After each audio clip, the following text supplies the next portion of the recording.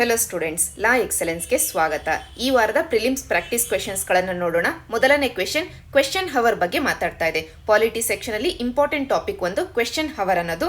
ಇದರ ಹಿನ್ನೆಲೆ ಏನು ಅಂತಂದ್ರೆ ದಿ ಹಿಂದೂನಲ್ಲಿ ಬಂದಂತ ಈ ಆರ್ಟಿಕಲ್ ಅಲ್ಲಿ ಹೇಳ್ತಾ ಇದ್ದಾರೆ 2020 ಮಾನ್ಸೂನ್ ಸೆಷನ್ ಅಲ್ಲಿ ಸಸ್ಪೆಂಡ್ ಮಾಡಲಾಗಿದ್ದಂತ ಈ ಕ್ವೆಶ್ಚನ್ ಹವರ್ ಅನ್ನ ಈಗ ಮತ್ತೆ ಈ ವರ್ಷದ ಬಜೆಟ್ ಸೆಷನ್ ಇಂದ ಶುರು ಮಾಡ್ತಾ ಇದ್ದಾರೆ ಅಂತ. ಈ ಕ್ವೆಶ್ಚನ್ ಹವರ್ ಅನ್ನ ಈ ಹಿಂದೆ ಕೂಡ ಸಸ್ಪೆಂಡ್ ಮಾಡಲಾಗಿತ್ತು. ನೆಹರು ಅವರ ಸಂದರ್ಭದಲ್ಲಿ ಇಂಡಿಯಾ ಚೈನಾ ಯುದ್ಧ ಆದಂತ ಸಂದರ್ಭದಲ್ಲಿ ಕ್ವೆಶ್ಚನ್ ಹವರ್ ಅನ್ನ ಸಸ್ಪೆಂಡ್ ಮಾಡಲಾಗಿತ್ತು. ಅದೇ ರೀತಿಯಾಗಿ ನ್ಯಾಷನಲ್ ಎಮರ್ಜೆನ್ಸಿ ಸಂದರ್ಭದಲ್ಲಿ ಅಂದ್ರೆ 1970s ಈ ದಶಕದಲ್ಲಿ ನಮಗೆ ಕ್ವೆಶ್ಚನ್ ಹವರ್ ಅನ್ನ ಸಸ್ಪೆಂಡ್ ಮಾಡಿದ್ದನ್ನು ನಾವು ಕಾಣಲಿಕ್ಕೆ ಬರುತ್ತೆ. ಅದೇ ರೀತಿಯಾಗಿ ಈಗ ಮತ್ತೆ ಕೋವಿಡ್-19 ಹಿನ್ನೆಲೆಯಲ್ಲಿ ಮಾನ್ಸೂನ್ ಸೆಷನ್ ಅಲ್ಲಿ ಕ್ವೆಶ್ಚನ್ ಹವರ್ ಅನ್ನ ಸಸ್ಪೆಂಡ್ ಮಾಡಲಾಗಿತ್ತು.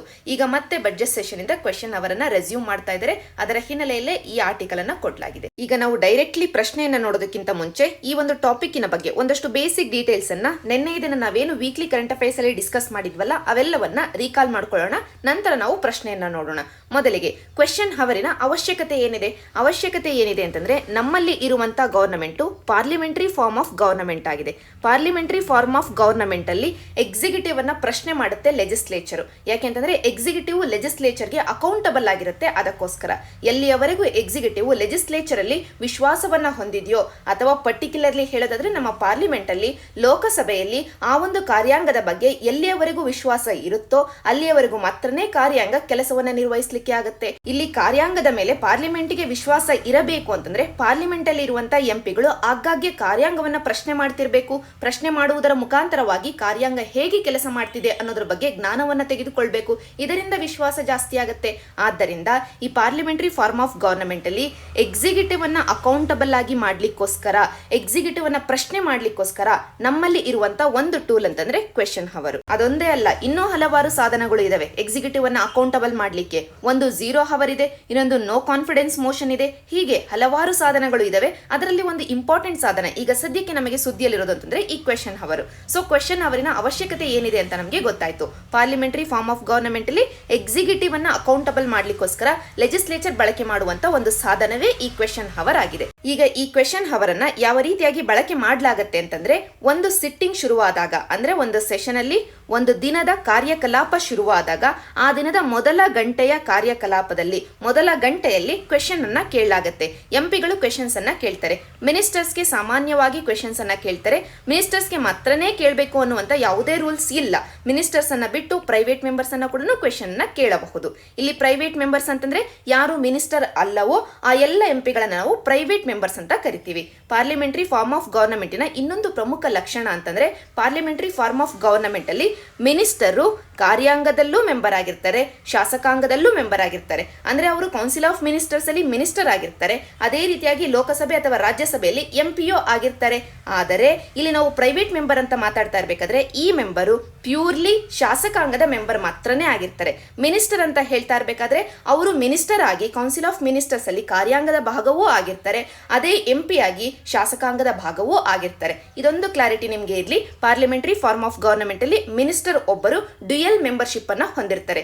ಎರಡೂ ಅಂಗಗಳಲ್ಲಿ ಒಂದು ಕಾರ್ಯಾಂಗ ಇನ್ನೊಂದು ಶಾಸಕಾಂಗ ಎರಡೂ ಅಂಗಗಳಲ್ಲಿ ಸದಸ್ಯತ್ವವನ್ನು ಹೊಂದಿರ್ತಾರೆ ಮಿನಿಸ್ಟರು. ಇದು ಕೂಡ ಒಂದು ಲಕ್ಷಣ ಪಾರ್ಲಿಮೆಂಟರಿ ಫಾರ್ಮ್ ಆಫ್ ಗವರ್ನಮೆಂಟ್ ಅಲ್ಲಿ. ಇದನ್ನ ಒಂದು ಕಡೆ ಇಡೋಣ. ಈಗ ಮತ್ತೆ ವಾಪಸ್ ನಾವು ಕ್ವೆಶ್ಚನ್ ಹವರ್ಗೆ ಬರೋಣ. ಕ್ವೆಶ್ಚನ್ ಹವರ್ ಅಲ್ಲಿ ಎಂಪಿಗಳು ಕ್ವೆಶ್ಚನ್ ಅನ್ನ ಕೇಳ್ತಾರೆ. ಸಾಮಾನ್ಯವಾಗಿ ಮಿನಿಸ್ಟರ್ಗೆ ಕ್ವೆಶ್ಚನ್ ಅನ್ನ ಕೇಳ್ತಾರೆ. ಪ್ರೈವೇಟ್ ಮೆಂಬರ್ಗೆ ಕೂಡ ಕ್ವೆಶ್ಚನ್ ಅನ್ನ ಕೇಳಬಹುದು. ಪ್ರೈವೇಟ್ ಮೆಂಬರ್ಗೆ ಕೇಳುವಂತ ಕ್ವೆಶ್ಚನ್ ಅನ್ನ ಕ್ವೆಶ್ಚನ್ ಟು ಪ್ರೈವೇಟ್ ಮೆಂಬರ್ ಅನ್ನುವಂತ ಹೆಸರಿನಿಂದ ಕರೆಯಲಾಗುತ್ತೆ. ನಂತರ ಕ್ವೆಶ್ಚನ್ ಯಾವ ರೀತಿಯಾದಂತಹ ಕ್ವೆಶ್ಚನ್ಸ್ ಅನ್ನ ಕೇಳಬಹುದು?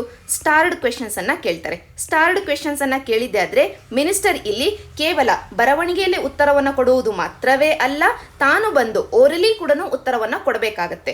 ಮತ್ತು ಕೊಟ್ಟಿರುವಂತ ಉತ್ತರ ಏನಾದ್ರೂ ಸ್ಯಾಟಿಸ್ಫೈ ಆಗಿಲ್ಲ ಅಂತಂದ್ರೆ ಇನ್ನೂ ಸಪ್ಲಿಮೆಂಟರಿ ಕ್ವೆಶ್ಚನ್ಸ್ ಅನ್ನ ಏನಾದ್ರೂ ನಮ್ಮ ಎಂಪಿಗಳು ಕೇಳಿದ್ದೆ ಆದ್ರೆ ಮಿನಿಸ್ಟರ್ ಅಲ್ಲಿ ನಿಂತು ಆನ್ಸರ್ ಅನ್ನ ಕೊಡಬೇಕಾಗತ್ತೆ. ಆದ್ದರಿಂದಲೇ ಅಂತ ಕ್ವೆಶ್ಚನ್ಸ್ ಗಳನ್ನ ನಾವು ಸ್ಟಾರ್ಡ್ ಕ್ವೆಶ್ಚನ್ ಅಂತ ಕರಿತೀವಿ. ಆ ಕ್ವೆಶ್ಚನ್ ನ ಮುಂದೆ ಸ್ಟಾರ್ ಇರುತ್ತೆ ಅಂದ್ರೆ ಆ ಕ್ವೆಶ್ಚನ್ ಸ್ಪೆಷಲ್ ಆಗುತ್ತೆ. ಯಾಕೆ ಅಂತಂದ್ರೆ ಒಂದು ರಿಟರ್ನ್ ಆನ್ಸರಿನ ಜೊತೆಗೆ ಓರಲ್ ಆನ್ಸರ್ ಅನ್ನು ಕೊಡ್ತಾರೆ ಮಿನಿಸ್ಟರು.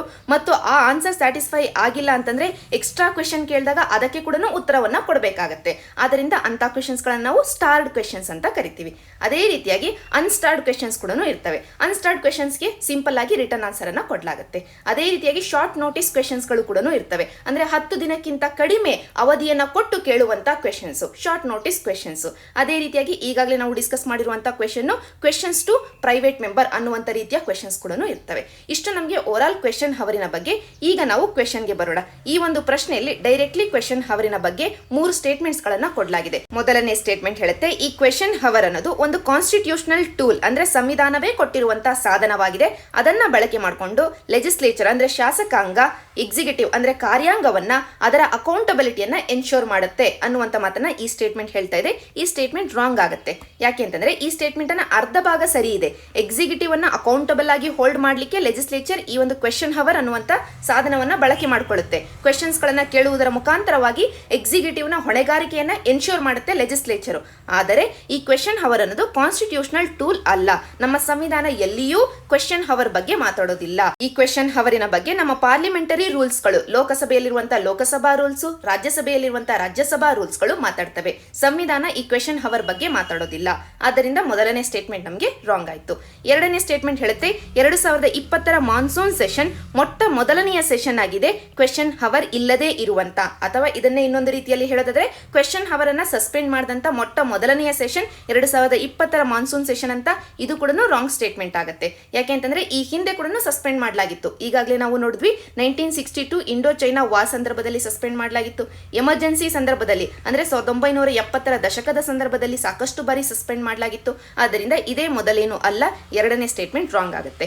ನಂತರ ಮೂರನೇ ಸ್ಟೇಟ್ಮೆಂಟ್ ಹೇಳುತ್ತೆ, ಈ ಕ್ವೆಶನ್ ಹವರ್ಲಿ ಕೇವಲ ಸ್ಟಾರ್ಡ್ ಕ್ವೆಶನ್ಸ್ ಅನ್ನ ಮಾತ್ರನೇ ಕೇಳಲಿಕ್ಕೆ ಅಲೋ ಇದೆ ಅಂತ. ಇದು ಕೂಡ ರಾಂಗ್ ಸ್ಟೇಟ್ಮೆಂಟ್ ಆಗುತ್ತೆ. ಯಾಕೆಂತಂದ್ರೆ ಸ್ಟಾರ್ಡ್ ಕ್ವೆಶನ್ಸ್ ಜೊತೆಗೆ ಅನ್ಸ್ಟಾರ್ಡ್ ಕ್ವೆಶನ್ಸ್ ಆಗಿರಬಹುದು, ಕ್ವೆಶನ್ಸ್ ಟು ಪ್ರೈವೇಟ್ ಮೆಂಬರ್ ಆಗಿರಬಹುದು, ಶಾರ್ಟ್ ನೋಟಿಸ್ ಕ್ವೆಶನ್ಸ್ ಆಗಿರಬಹುದು. ಇವೆಲ್ಲ ರೀತಿಯ ಕ್ವೆಶನ್ಸ್ ಗಳನ್ನ ಕೇಳಬಹುದು. ಆದ್ದರಿಂದ ಮೂರನೇ ಸ್ಟೇಟ್ಮೆಂಟ್ ಕೂಡ ರಾಂಗ್ ಆಗುತ್ತೆ. ನಮಗೆ ಈ ಪ್ರಶ್ನೆಯಲ್ಲಿ ಇನ್ಕರೆಕ್ಟ್ ಸ್ಟೇಟ್ಮೆಂಟ್ಸ್ ಗಳನ್ನ ಚೂಸ್ ಮಾಡಬೇಕಾಗಿರೋದ್ರಿಂದ 3 ಸ್ಟೇಟ್ಮೆಂಟ್ಸ್ ಗಳು ಇನ್ಕರೆಕ್ಟ್ ಆಗ್ತವೆ. ಆಪ್ಷನ್ ಡಿ ರೈಟ್ ಆನ್ಸರ್ ಆಗುತ್ತೆ. ನಂತರ ಇದೇ ವಾರ ಪಾಲಿಟಿ ಮತ್ತು ಕಾನ್ಸ್ಟಿಟ್ಯೂಷನ್ಗೆ ಸಂಬಂಧಪಟ್ಟಿದ್ದಂತ ಇನ್ನೊಂದು ಇಶ್ಯೂ ಸುದ್ದಿಯಲ್ಲಿತ್ತು. ಇದನ್ನು ನಾವು ವೀಕ್ಲಿ ಕರೆಂಟ್ ಅಫೇರ್ಸ್ ಅಲ್ಲಿ ಡಿಸ್ಕಸ್ ಮಾಡಲಿಕ್ಕೆ ಆಗಿಲ್ಲ. ಆದ್ದರಿಂದ ಇಲ್ಲಿ ಡಿಸ್ಕಸ್ ಮಾಡಿ ನಂತರ ಕ್ವೆಶನ್ ಅನ್ನ ನೋಡೋಣ. ಇಶ್ಯೂ ಏನಂತಂದ್ರೆ, Kerala infrastructure investment fund board ಅಂತ. ಈ ಬೋರ್ಡು ಬಡ್ಜೆಟ್ಟಿನಿಂದ ಹೊರಗಡೆ ಹೆಚ್ಚಿನ ಸಾಲವನ್ನು ತೆಗೆದುಕೊಳ್ತಾ ಇದೆ ಅನ್ನುವಂತ ಒಂದು ಮಾತನ್ನ ಸಿಎಜಿ ಇದೇ ವಾರ ಹೇಳುತ್ತೆ. ಸಿಎಜಿ ಹೇಳುತ್ತೆ, ಈ ರೀತಿಯಾಗಿ ಬಡ್ಜೆಟ್ ಇಂದ ಹೊರಗಡೆ ಲೋನ್ ಅನ್ನ ತೆಗೆದುಕೊಳ್ಳೋದು. ಬಡ್ಜೆಟ್ ಇಂದ ಹೊರಗೆ ಲೋನ್ ಅನ್ನ ತೆಗೆದುಕೊಳ್ಳೋದು ಅಂದ್ರೆ ಅರ್ಥ ಏನು? ಡೈರೆಕ್ಟ್ಲಿ ಆ ಒಂದು ಸ್ಟೇಟ್ ಲೆಜಿಸ್ಲೇಚರ್ಗೆ ತಿಳಿಸದೆಯೇ ನಾವು ಲೋನ್ ಅನ್ನ ತೆಗೆದುಕೊಳ್ತಾ ಇದೀವಿ. ಅಂದ್ರೆ ಇಲ್ಲಿ ಕಾರ್ಯಾಂಗ ಶಾಸಕಾಂಗಕ್ಕೆ ತಿಳಿಸದೆ ಲೋನ್ ಅನ್ನ ತೆಗೆದುಕೊಳ್ತಾ ಇದೆ. ಶಾಸಕಾಂಗದ ಒಪ್ಪಿಗೆಯನ್ನ ಪಡೆಯದೆ ಲೋನ್ ಅನ್ನ ತೆಗೆದುಕೊಳ್ತಾ ಇದೆ. ಒಪ್ಪಿಗೆಯನ್ನ ಪಡಿಬೇಕು ಅಂತಂದ್ರೆ ಆ ಲೋನಿನ ಬಗ್ಗೆ ಬಡ್ಜೆಟ್ ಅಲ್ಲಿ ಹೇಳಬೇಕು. ಬಡ್ಜೆಟ್ ಅಲ್ಲಿ ಹೇಳಿದೆ ಆದ್ರೆ ಅದ್ರ ಬಡ್ಜೆಟ್ಟಿನ ಮುಖಾಂತರವಾಗಿ ಬಂದಂತ ಸಾಲ ಆಗುತ್ತೆ. ಬಡ್ಜೆಟ್ ಅಲ್ಲಿ ಹೇಳದೆಯೇ ಹೊರಗಿನಿಂದ ತೆಗೆದುಕೊಂಡಂತ ಸಾಲವನ್ನು ನಾವು ಆಫ್ ಬಡ್ಜೆಟ್ ಲೋನ್ಸ್ ಅಂತ ಕರಿತೀವಿ. ಈ ರೀತಿಯಾಗಿ ಆಫ್ ಬಡ್ಜೆಟ್ ಲೋನ್ಸ್ ಗಳು ಜಾಸ್ತಿ ಆಗಿದವೆ ಕೇರಳದ ಎಕ್ಸಿಕ್ಯೂಟಿವ್ ಅಲ್ಲಿ. ಅದಕ್ಕೆ ಕಾರಣ ಈ Kerala infrastructure investment fund board ಅನ್ನೋದು ಸಾಕಷ್ಟು ಸಾಲವನ್ನ ತೆಗೆದುಕೊಂಡಿರೋದು. ಒಂದು, ನಮ್ಮ ದೇಶದಲ್ಲಿಯೇ ಸಾಕಷ್ಟು ಸಾಲವನ್ನ ತೆಗೆದುಕೊಂಡಿದೆ. ಇನ್ನೊಂದು, ಮಸಾಲಾ ಬಾಂಡ್ಸ್ ಗಳ ಮುಖಾಂತರವಾಗಿ ಜಾಗತಿಕ ಮಾರುಕಟ್ಟೆಯಿಂದ ಕೂಡ ಸಾಕಷ್ಟು ಸಾಲವನ್ನ ತೆಗೆದುಕೊಂಡಿದೆ. ಈ ರೀತಿಯಾಗಿ ಆಫ್ ಬಡ್ಜೆಟ್ ಲೋನ್ಸ್ ಗಳನ್ನ ತೆಗೆದುಕೊಳ್ಳೋದು ಕಾನ್ಸ್ಟಿಟ್ಯೂಷನ್ ನ ಪ್ರಕಾರವಾಗಿ ಇರೋದಿಲ್ಲ ಅನ್ನುವಂತ ಮಾತನ್ನ ಸಿಎಜಿ ಅವರು ಹೇಳಿದ್ದಾರೆ. ಇದರ ಹಿನ್ನೆಲೆಯಲ್ಲಿ ನಾವು ಸ್ಟೇಟ್ಸ್ ಗಳು ಯಾವ ರೀತಿಯಾಗಿ ಸಾಲವನ್ನ ತೆಗೆದುಕೊಳ್ತವೆ ಅದರ ಬಗ್ಗೆ ನಮ್ಮ ಕಾನ್ಸ್ಟಿಟ್ಯೂಷನ್ ಏನನ್ನ ಹೇಳುತ್ತೆ ಇದನ್ನ ಅಧ್ಯಯನ ಮಾಡಬೇಕು. ಯಾಕೆಂತಂದ್ರೆ ಈ ಟಾಪಿಕ್ ಅನ್ನ ಈಗಾಗಲೇ UPSC ಪ್ರಿಲಿಮ್ಸ್ ಅಲ್ಲಿ ಕೇಳಿದೆ ಮತ್ತು ನಮಗೆ ಪಾಲಿಟಿ ಸೆಕ್ಷನ್ ಅಲ್ಲಿ ಒಂದು ಇಂಪಾರ್ಟೆಂಟ್ ಆಸ್ಪೆಕ್ಟ್ ಇದಾಗುತ್ತೆ. ಅದಕ್ಕೋಸ್ಕರ ಮೊದಲಿಗೆ ನಮ್ಮ ಕಾನ್ಸ್ಟಿಟ್ಯೂಷನ್ ಅಲ್ಲಿ ಸಾಲವನ್ನ ತೆಗೆದುಕೊಳ್ಳುವುದರ ಬಗ್ಗೆ ಪಾರ್ಟ್ 12 ಅಲ್ಲಿ ಮಾತಾಡಲಾಗಿದೆ. ಪಾರ್ಟ್ 12 ಅಲ್ಲಿ ಅಂದ್ರೆ ಈ ಪಾರ್ಟ್ ಫಿನಾನ್ಸಸ್ ಬಗ್ಗೆ ಮಾತಾಡುತ್ತೆ.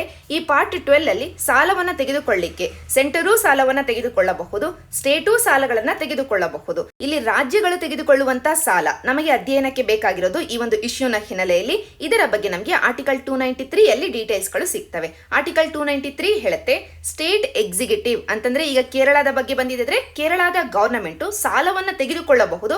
ಆದರೆ ಆ ಸಾಲವನ್ನ ತೆಗೆದುಕೊಳ್ಳಿಕ್ಕೆ ಪವರ್ ಅನ್ನ ಮತ್ತು ಎಷ್ಟು ಸಾಲವನ್ನ ತೆಗೆದುಕೊಳ್ಬೇಕು ಅನ್ನುವಂತ ಲಿಮಿಟ್ ಅನ್ನ ಎರಡನ್ನೂ ಸೆಟ್ ಮಾಡೋದು ಆ ಸ್ಟೇಟ್ ಲೆಜಿಸ್ಲೇಚರ್ ಆಗಿದೆ. ಇಲ್ಲಿ ಸ್ಟೇಟ್ ಲೆಜಿಸ್ಲೇಚರ್ ಈ ಲಿಮಿಟ್ ಅನ್ನ ಸೆಟ್ ಮಾಡಬೇಕು ಅಂತಂದ್ರೆ ಈ ಸಾಲದ ಬಗ್ಗೆ ಸ್ಟೇಟ್ ಎಕ್ಸಿಕ್ಯೂಟಿವ್ ಬಡ್ಜೆಟ್ ಅಲ್ಲಿ ಮಾತಾಡಿರ್ಬೇಕು. ಆ ಬಡ್ಜೆಟ್ ಅನ್ನ ಸ್ಟೇಟ್ ಲೆಜಿಸ್ಲೇಚರ್ ಪಾಸ್ ಮಾಡಿರ್ಬೇಕು. ಆದರೆ ಇಲ್ಲಿ Kerala government of budget borrowing ಅನ್ನ ಮಾಡ್ತಾ ಇದೆ. ಅಂದ್ರೆ ಬಡ್ಜೆಟ್ ಇಂದ ಹೊರಗಡೆ ಸಾಲವನ್ನ ಮಾಡ್ತಾ ಇದೆ. ಅದರಿಂದನೇ ಸಿಎಜಿ ಹೇಳ್ತಾ ಇರೋದು ಈ ರೀತಿಯಾಗಿ ಆಫ್ ಬಡ್ಜೆಟ್ ಲೋನ್ ಅನ್ನ ತೆಗೆದುಕೊಳ್ಳೋದು ಕಾನ್ಸ್ಟಿಟ್ಯೂಷನ್ ಗೆ ಅಕಾರ್ಡಿಂಗ್ಲಿ ಇಲ್ಲ ಅಂತ. ಇದು ಮೊದಲನೇ ಪಾಯಿಂಟ್. ಎರಡನೇ ಎರಡನೇ ಪಾಯಿಂಟ್, ಇಲ್ಲಿ ಸ್ಟೇಟ್ ಲೆಜಿಸ್ಲೇಚರ್ ತಾನು ತನ್ನ ಒಪ್ಪಿಗೆಯನ್ನು ಕೊಡೋದು ಈ ಸಾಲವನ್ನು ತೆಗೆದುಕೊಳ್ಳಿಕ್ಕೆ ತನ್ನಲ್ಲಿ ಇರುವಂತ ಕನ್ಸಾಲಿಡೇಟೆಡ್ ಫಂಡ್ ಆಫ್ ಸ್ಟೇಟ್ ಅಂತ ಏನಿರುತ್ತೆ, ಪ್ರತಿಯೊಂದು ರಾಜ್ಯಕ್ಕೂ ಕನ್ಸಾಲಿಡೇಟೆಡ್ ಫಂಡ್ ಇರುತ್ತೆ. ಅದೇ ರೀತಿಯಾಗಿ ಕೇಂದ್ರಕ್ಕೂ ಒಂದು ಕನ್ಸಾಲಿಡೇಟೆಡ್ ಫಂಡ್ ಆಫ್ ಇಂಡಿಯಾ ಅಂತ ಇದೆ. ಈ ಒಂದು ಕನ್ಸಾಲಿಡೇಟೆಡ್ ಫಂಡ್ ಆಫ್ ಸ್ಟೇಟ್ ಏನಿದೆ ಅದರ ಆಧಾರದ ಮೇಲೆ ಅದರಲ್ಲಿ ಗ್ಯಾರಂಟಿಯನ್ನು ಕೊಡುವುದರ ಮುಖಾಂತರವಾಗಿ ಸಾಲವನ್ನು ತೆಗೆದುಕೊಳ್ಳಿಕ್ಕೆ ಎನೇಬಲ್ ಮಾಡುತ್ತೆ ಆಯಾ ಸ್ಟೇಟಿನ ಲೆಜಿಸ್ಲೇಚರ್. ಹಾಗಂತ ನಮಗೆ ಆರ್ಟಿಕಲ್ 293 ಕ್ಲಾಸ್ 1 ಹೇಳುತ್ತೆ. ಅದೇ ರೀತಿಯಾಗಿ ಈ ಆರ್ಟಿಕಲ್ ನ ಕ್ಲಾಸ್ 3 ಮತ್ತು ಕ್ಲಾಸ್ 4 ಏನ್ ಹೇಳ್ತವೆ ಅಂತಂದ್ರೆ, ಒಂದು ಸ್ಟೇಟ್ ಒಂದು ರಾಜ್ಯ ಸೆಂಟರ್ ಇಂದ ಈಗಾಗಲೇ ಸಾಕಷ್ಟು ಸಾಲವನ್ನ ಪಡ್ಕೊಂಡಿದೆ ಅಂತಂದ್ರೆ ಅಂತ ಸಂದರ್ಭದಲ್ಲಿ ಈ ರಾಜ್ಯ ಹೆಚ್ಚಿನ ಸಾಲವನ್ನ ತೆಗೆದುಕೊಳ್ಬೇಕು ಅಂತಂದ್ರೆ ಸೆಂಟರಿನ ಒಪ್ಪಿಗೆಯನ್ನ ತೆಗೆದುಕೊಳ್ಬೇಕು. ಅಂದ್ರೆ ಕೇವಲ ಸ್ಟೇಟ್ ಲೆಜಿಸ್ಲೇಚರ್ನ ಒಪ್ಪಿಗೆ ಮಾತ್ರನೇ ಅಲ್ಲ, ಸೆಂಟರಿನ ಒಪ್ಪಿಗೆಯನ್ನ ಕೂಡ ತೆಗೆದುಕೊಳ್ಬೇಕಾಗತ್ತೆ. ಈಗಾಗಲೇ ತಾನು ಸಾಲವನ್ನ ಈಗಾಗಲೇ ಸೆಂಟರಿನ ಹತ್ತಿರ ಮಾಡಿದ್ರೆ, ಪ್ರತಿಯೊಂದು ರಾಜ್ಯವು ಆಲ್ಮೋಸ್ಟ್ ಸಾಮಾನ್ಯವಾಗಿ ಸೆಂಟರಿನ ಹತ್ರ ಸಾಲವನ್ನ ತೆಗೆದುಕೊಂಡಿರ್ತವೆ. ಆದ್ದರಿಂದ ತಾವು ಹೆಚ್ಚಿನ ಸಾಲವನ್ನ ತೆಗೆದುಕೊಳ್ಬೇಕು ಅಂತಂದ್ರೆ ಸೆಂಟರಿನ ಹತ್ತಿರ ಒಪ್ಪಿಗೆಯನ್ನ ಯೂಶಲಿ ಪಡ್ಕೊಳ್ಬೇಕಾಗತ್ತೆ. ಸೆಂಟರಿನ ಹತ್ತಿರ ನಮ್ಮ ದೇಶದಲ್ಲಿ ಸಾಲವನ್ನ ತೆಗೆದುಕೊಳ್ಬೇಕು ಅಂತಂದ್ರೂ ಒಪ್ಪಿಗೆಯನ್ನ ತಗೊಳ್ಬೇಕು. ಹೊರಗಿನಿಂದ, ಫಾರ್ ಎಕ್ಸಾಂಪಲ್ ಈಗ ಕೇರಳದ ಕೇಸಲ್ಲಿ ಮಸಾಲಾ ಬಾಂಡ್ ಇಂದ ಹೇಗೆ ಹೊರಗಿನಿಂದ ಸಾಲವನ್ನ ತೆಗೆದುಕೊಂಡಿದ್ದಾರೋ ಆ ವಿಷಯದಲ್ಲಿ ಕೂಡ ಕನ್ಸೆಂಟ್ ಅನ್ನ ತೆಗೆದುಕೊಳ್ಬೇಕಾಗತ್ತೆ. ಇಲ್ಲಿ ಮಸಾಲಾ ಬಾಂಡ್ ಅಂತಂದ್ರೆ ಸಿಂಪಲ್ ಟರ್ಮ್ಸ್ ಅಲ್ಲಿ ಹೇಳೋದಾದ್ರೆ, ಯಾವುದಾದ್ರೂ ಒಂದು ಬಾಂಡ್ ಅನ್ನ ತೆಗೆದುಕೊಳ್ಳಿ, ಅದು ಸಾಲದ ಪತ್ರ. ಸಾಲದ ಪತ್ರವನ್ನ ಇಲ್ಲಿ for example Kerala government issue ಮಾಡುವುದರ ಮುಖಾಂತರವಾಗಿ ಈ ಸಾಲದ ಪತ್ರವನ್ನ ಯಾರ ಹತ್ತಿರ ಹಣ ಇದೆಯೋ ಅವರಿಗೆ ಇಶ್ಯೂ ಅನ್ನ ಮಾಡುತ್ತೆ. ಅವರು ಫಾರ್ ಎಕ್ಸಾಂಪಲ್ ಒಬ್ಬ ವ್ಯಕ್ತಿ ಆಗಿರಬಹುದು, ಒಂದು ಬ್ಯಾಂಕ್ ಆಗಿರಬಹುದು, ಒಂದು NBFC ಆಗಿರಬಹುದು, ಇವರು ಈ ಸಾಲದ ಪತ್ರವನ್ನ ಖರೀದಿ ಮಾಡಿಕೊಂಡು ತಮ್ಮ ಹತ್ತಿರ ಇರುವಂತಹ ಹಣವನ್ನ ಸಾಲದ ರೂಪದಲ್ಲಿ ಗವರ್ನಮೆಂಟ್ಗೆ ಕೊಡ್ತಾರೆ. ಇದರಿಂದ ಇಲ್ಲಿ ಬಾಂಡ್ ಅನ್ನ ರಿಲೀಸ್ ಮಾಡ್ತಾ ಇರೋರಿಗೆ ಸಾಲ ಸಿಕ್ಕ ಹಾಗೆ ಆಯ್ತು, ಇಲ್ಲಿ ಸಾಲವನ್ನ ಕೊಡ್ತಾ ಇರೋರಿಗೆ ನಿಯಮಿತವಾಗಿ ಬಡ್ಡಿ ಸಿಗುತ್ತೆ. ಆದ್ದರಿಂದ ಇಲ್ಲಿ ಬಾಂಡ್ ಅನ್ನೋದು ಒಂದು ಸಾಲದ ಪತ್ರ ಆಗಿದೆ. ಆದರೆ ಈ ಬಾಂಡ್ ಅನ್ನ ನಮ್ಮ ದೇಶದಲ್ಲಿ ಇಂಟ್ರೊಡ್ಯೂಸ್ ಮಾಡುವುದರ ಬದಲಾಗಿ ಜಾಗತಿಕ ಹಂತದಲ್ಲಿ, ಫಾರ್ ಎಕ್ಸಾಂಪಲ್ USA ಅಲ್ಲಿ ಹೋಗಿ ನಾವು ಇಂಟ್ರೊಡ್ಯೂಸ್ ಮಾಡಿದ್ದೆ ಆದ್ರೆ, USA ಜನತೆಯಿಂದ ನಾವು ಸಾಲವನ್ನ ಪಡ್ಕೊಳ್ಬೇಕು ಅಂತಂದ್ರೆ USA ಜನತೆಯ ಹತ್ತಿರ ಡಾಲರ್ ಇರುತ್ತೆ. ಆದ್ದರಿಂದ ನಾವು ಡಾಲರ್ ಅಲ್ಲೇ ಇಂಟ್ರೊಡ್ಯೂಸ್ ಮಾಡಬೇಕಾಗತ್ತೆ. ಡಾಲರ್ ಅಲ್ಲಿ ಇಂಟ್ರೊಡ್ಯೂಸ್ ಮಾಡಿ USA ಜನತೆಯಿಂದ ನಾವು ಸಾಲವನ್ನ ಪಡೆದುಕೊಂಡಿದ್ದೆ ಆದ್ರೆ, ಡಾಲರ್ ಅನ್ನ ಪಡೆದುಕೊಂಡಿದ್ದೆ ಆದ್ರೆ, ಈ ಡಾಲರ್ ಅನ್ನ ನಾವು ರುಪಿಗೆ ಕನ್ವರ್ಟ್ ಮಾಡ್ತೀವಿ. ಇವತ್ತು ಫಾರ್ ಎಕ್ಸಾಂಪಲ್ $1 ಅನ್ನ ನಾವು ರುಪಿಗೆ ಕನ್ವರ್ಟ್ ಮಾಡಿ 70 ರೂಪಾಯಿಯ ಸಾಲವನ್ನ ತೆಗೆದುಕೊಂಡಿದೀವಿ ಅಂತಂದ್ರೆ, ಮುಂದೊಂದು ದಿನ ಈ ಒಂದು ಸಾಲವನ್ನ ಮರುಪಾವತಿ ಮಾಡ್ತಿರ್ಬೇಕಾದ್ರೆ ಈ ಎಕ್ಸ್ಚೇಂಜ್ ರೇಟ್ ಏನಾದ್ರೂ $1ಗೆ 75 ರೂಪಾಯಿ ಆಗಿದ್ದೆ ಆದ್ರೆ, ಆ ಸಂದರ್ಭದಲ್ಲಿ ಈ $1 ಸಾಲಕ್ಕೆ ಬಡ್ಡಿಯ ಜೊತೆಗೆ ಈ ಎಕ್ಸ್ಚೇಂಜ್ ರೇಟ್ ಏನು 5 ರೂಪಾಯಿ ಇನ್ಕ್ರೀಸ್ ಆಗಿದೆ 70 ಇಂದ 75ಗೆ, ಈ ಎಕ್ಸ್ಚೇಂಜ್ ರೇಟ್ ಅನ್ನ ಕೂಡ ನಾವು ಕೊಡಬೇಕಾಗತ್ತೆ. ಅಂದ್ರೆ ರಿಸ್ಕ್ ಈ ಸಾಲದಲ್ಲಿ ಒಂದು ಸಾಲದ ಮೇಲಿರುವಂತಹ ಬಡ್ಡಿಯನ್ನು ಕೊಡಬೇಕು, ಇನ್ನೊಂದು ಆ ಎಕ್ಸ್ಚೇಂಜ್ ರೇಟ್ ಏನು ಜಾಸ್ತಿ ಆಗಿದೆ ಅದನ್ನ ಕೂಡ ಕೊಡಬೇಕಾಗತ್ತೆ. ಆದ್ದರಿಂದ ವಿಶ್ವ ಮಾರುಕಟ್ಟೆಯಲ್ಲಿ ನಾವು ಬಾಂಡ್ ಅನ್ನ ಇಂಟ್ರೊಡ್ಯೂಸ್ ಮಾಡಬೇಕು ಅಂತಂದ್ರೆ ಎಕ್ಸ್ಚೇಂಜ್ ರೇಟ್ ರಿಸ್ಕ್ ಇದೆ ಅಂತ ಹೇಳ್ತೀವಿ. ಆದರೆ ಈ ರಿಸ್ಕ್ ಇಂದ ಹೊರ ಬರಲಿಕ್ಕೆ ಅಂತ ಒಂದು ಸೊಲ್ಯೂಷನ್ ಅನ್ನು ನಾವು ತಗೊಂಡು ಬಂದಿದ್ದೀವಿ, ಅದೇ masala bond concept. Masala bond ಅನ್ನೋದು ನಾವು ಜಾಗತಿಕ ಮಟ್ಟದಲ್ಲಿ ಇಂಟ್ರೊಡ್ಯೂಸ್ ಮಾಡುವಂತ ಒಂದು ಬಾಂಡ್ ಆಗಿದೆ. ಆದರೆ ಆ ಬಾಂಡಿನ ಮೇಲೆ ಯಾವುದೇ ಕಾರಣಕ್ಕೂ ನಾವು ಡಾಲರ್ ಅನ್ನ ಮೆನ್ಷನ್ ಮಾಡೋದಿಲ್ಲ, ರುಪಿಯನ್ನ ಮೆನ್ಷನ್ ಮಾಡ್ತೀವಿ. ಫಾರ್ ಎಕ್ಸಾಂಪಲ್ ಈ ಮಸಾಲಾ ಬಾಂಡ್ ಅನ್ನ USA ಅಲ್ಲಿ ಇಂಟ್ರೊಡ್ಯೂಸ್ ಮಾಡಿದ್ದೆ ಆದ್ರೆ, USA ಅಲ್ಲಿರುವಂತ ಒಂದು ಬ್ಯಾಂಕೋ ಅಥವಾ ವ್ಯಕ್ತಿಯೋ ನಮ್ಮ ಮಸಾಲಾ ಬಾಂಡ್ ಅನ್ನ ಖರೀದಿ ಮಾಡಬೇಕು ಅಂತಂದ್ರೆ ನಮಗೆ ಡಾಲರ್ ಅನ್ನ ಅಲ್ಲ ರುಪಿಯನ್ನ ಕೊಡಬೇಕು. ಅಂದ್ರೆ ಈ USA ವ್ಯಕ್ತಿ ಅಥವಾ ಬ್ಯಾಂಕು ತನ್ನ ಹತ್ತಿರ ಇರುವಂತ ಡಾಲರ್ ಅನ್ನ ರುಪಿಗೆ ಕನ್ವರ್ಟ್ ಮಾಡಿ ನಮಗೆ ಸಾಲವನ್ನ ಕೊಡಬೇಕು. ಅದೇ ರೀತಿಯಾಗಿ ನಾವು ಮರುಪಾವತಿಯನ್ನ ಮಾಡಬೇಕಾದ್ರೆ ಕೂಡ ರುಪಿಯನ್ನೇ ಮರುಪಾವತಿಯನ್ನ ಮಾಡ್ತೀವಿ. ಅವರೇ ರುಪಿಯನ್ನ ಡಾಲರಿಗೆ ಕನ್ವರ್ಟ್ ಮಾಡಿಕೊಂಡು ಎಕ್ಸ್ಚೇಂಜ್ ಮಾಡಿಕೊಂಡು ಬಳಕೆ ಮಾಡ್ಕೊಳ್ಬೇಕು. ಅಂತಂದ್ರೆ ಇಲ್ಲಿ ಎಕ್ಸ್ಚೇಂಜ್ ರೇಟ್ ರಿಸ್ಕ್ ಏನಿತ್ತು, ಈ ರಿಸ್ಕ್ ಅನ್ನ ಇಲ್ಲಿ ಇನ್ವೆಸ್ಟ್ ಮಾಡ್ತಾ ಇರುವಂತ ಸಾಲವನ್ನ ಕೊಡ್ತಿರೋರ ಮೇಲೆ ನಾವು ವರ್ಗಾವಣೆ ಮಾಡ್ತಾ ಇದೀವಿ.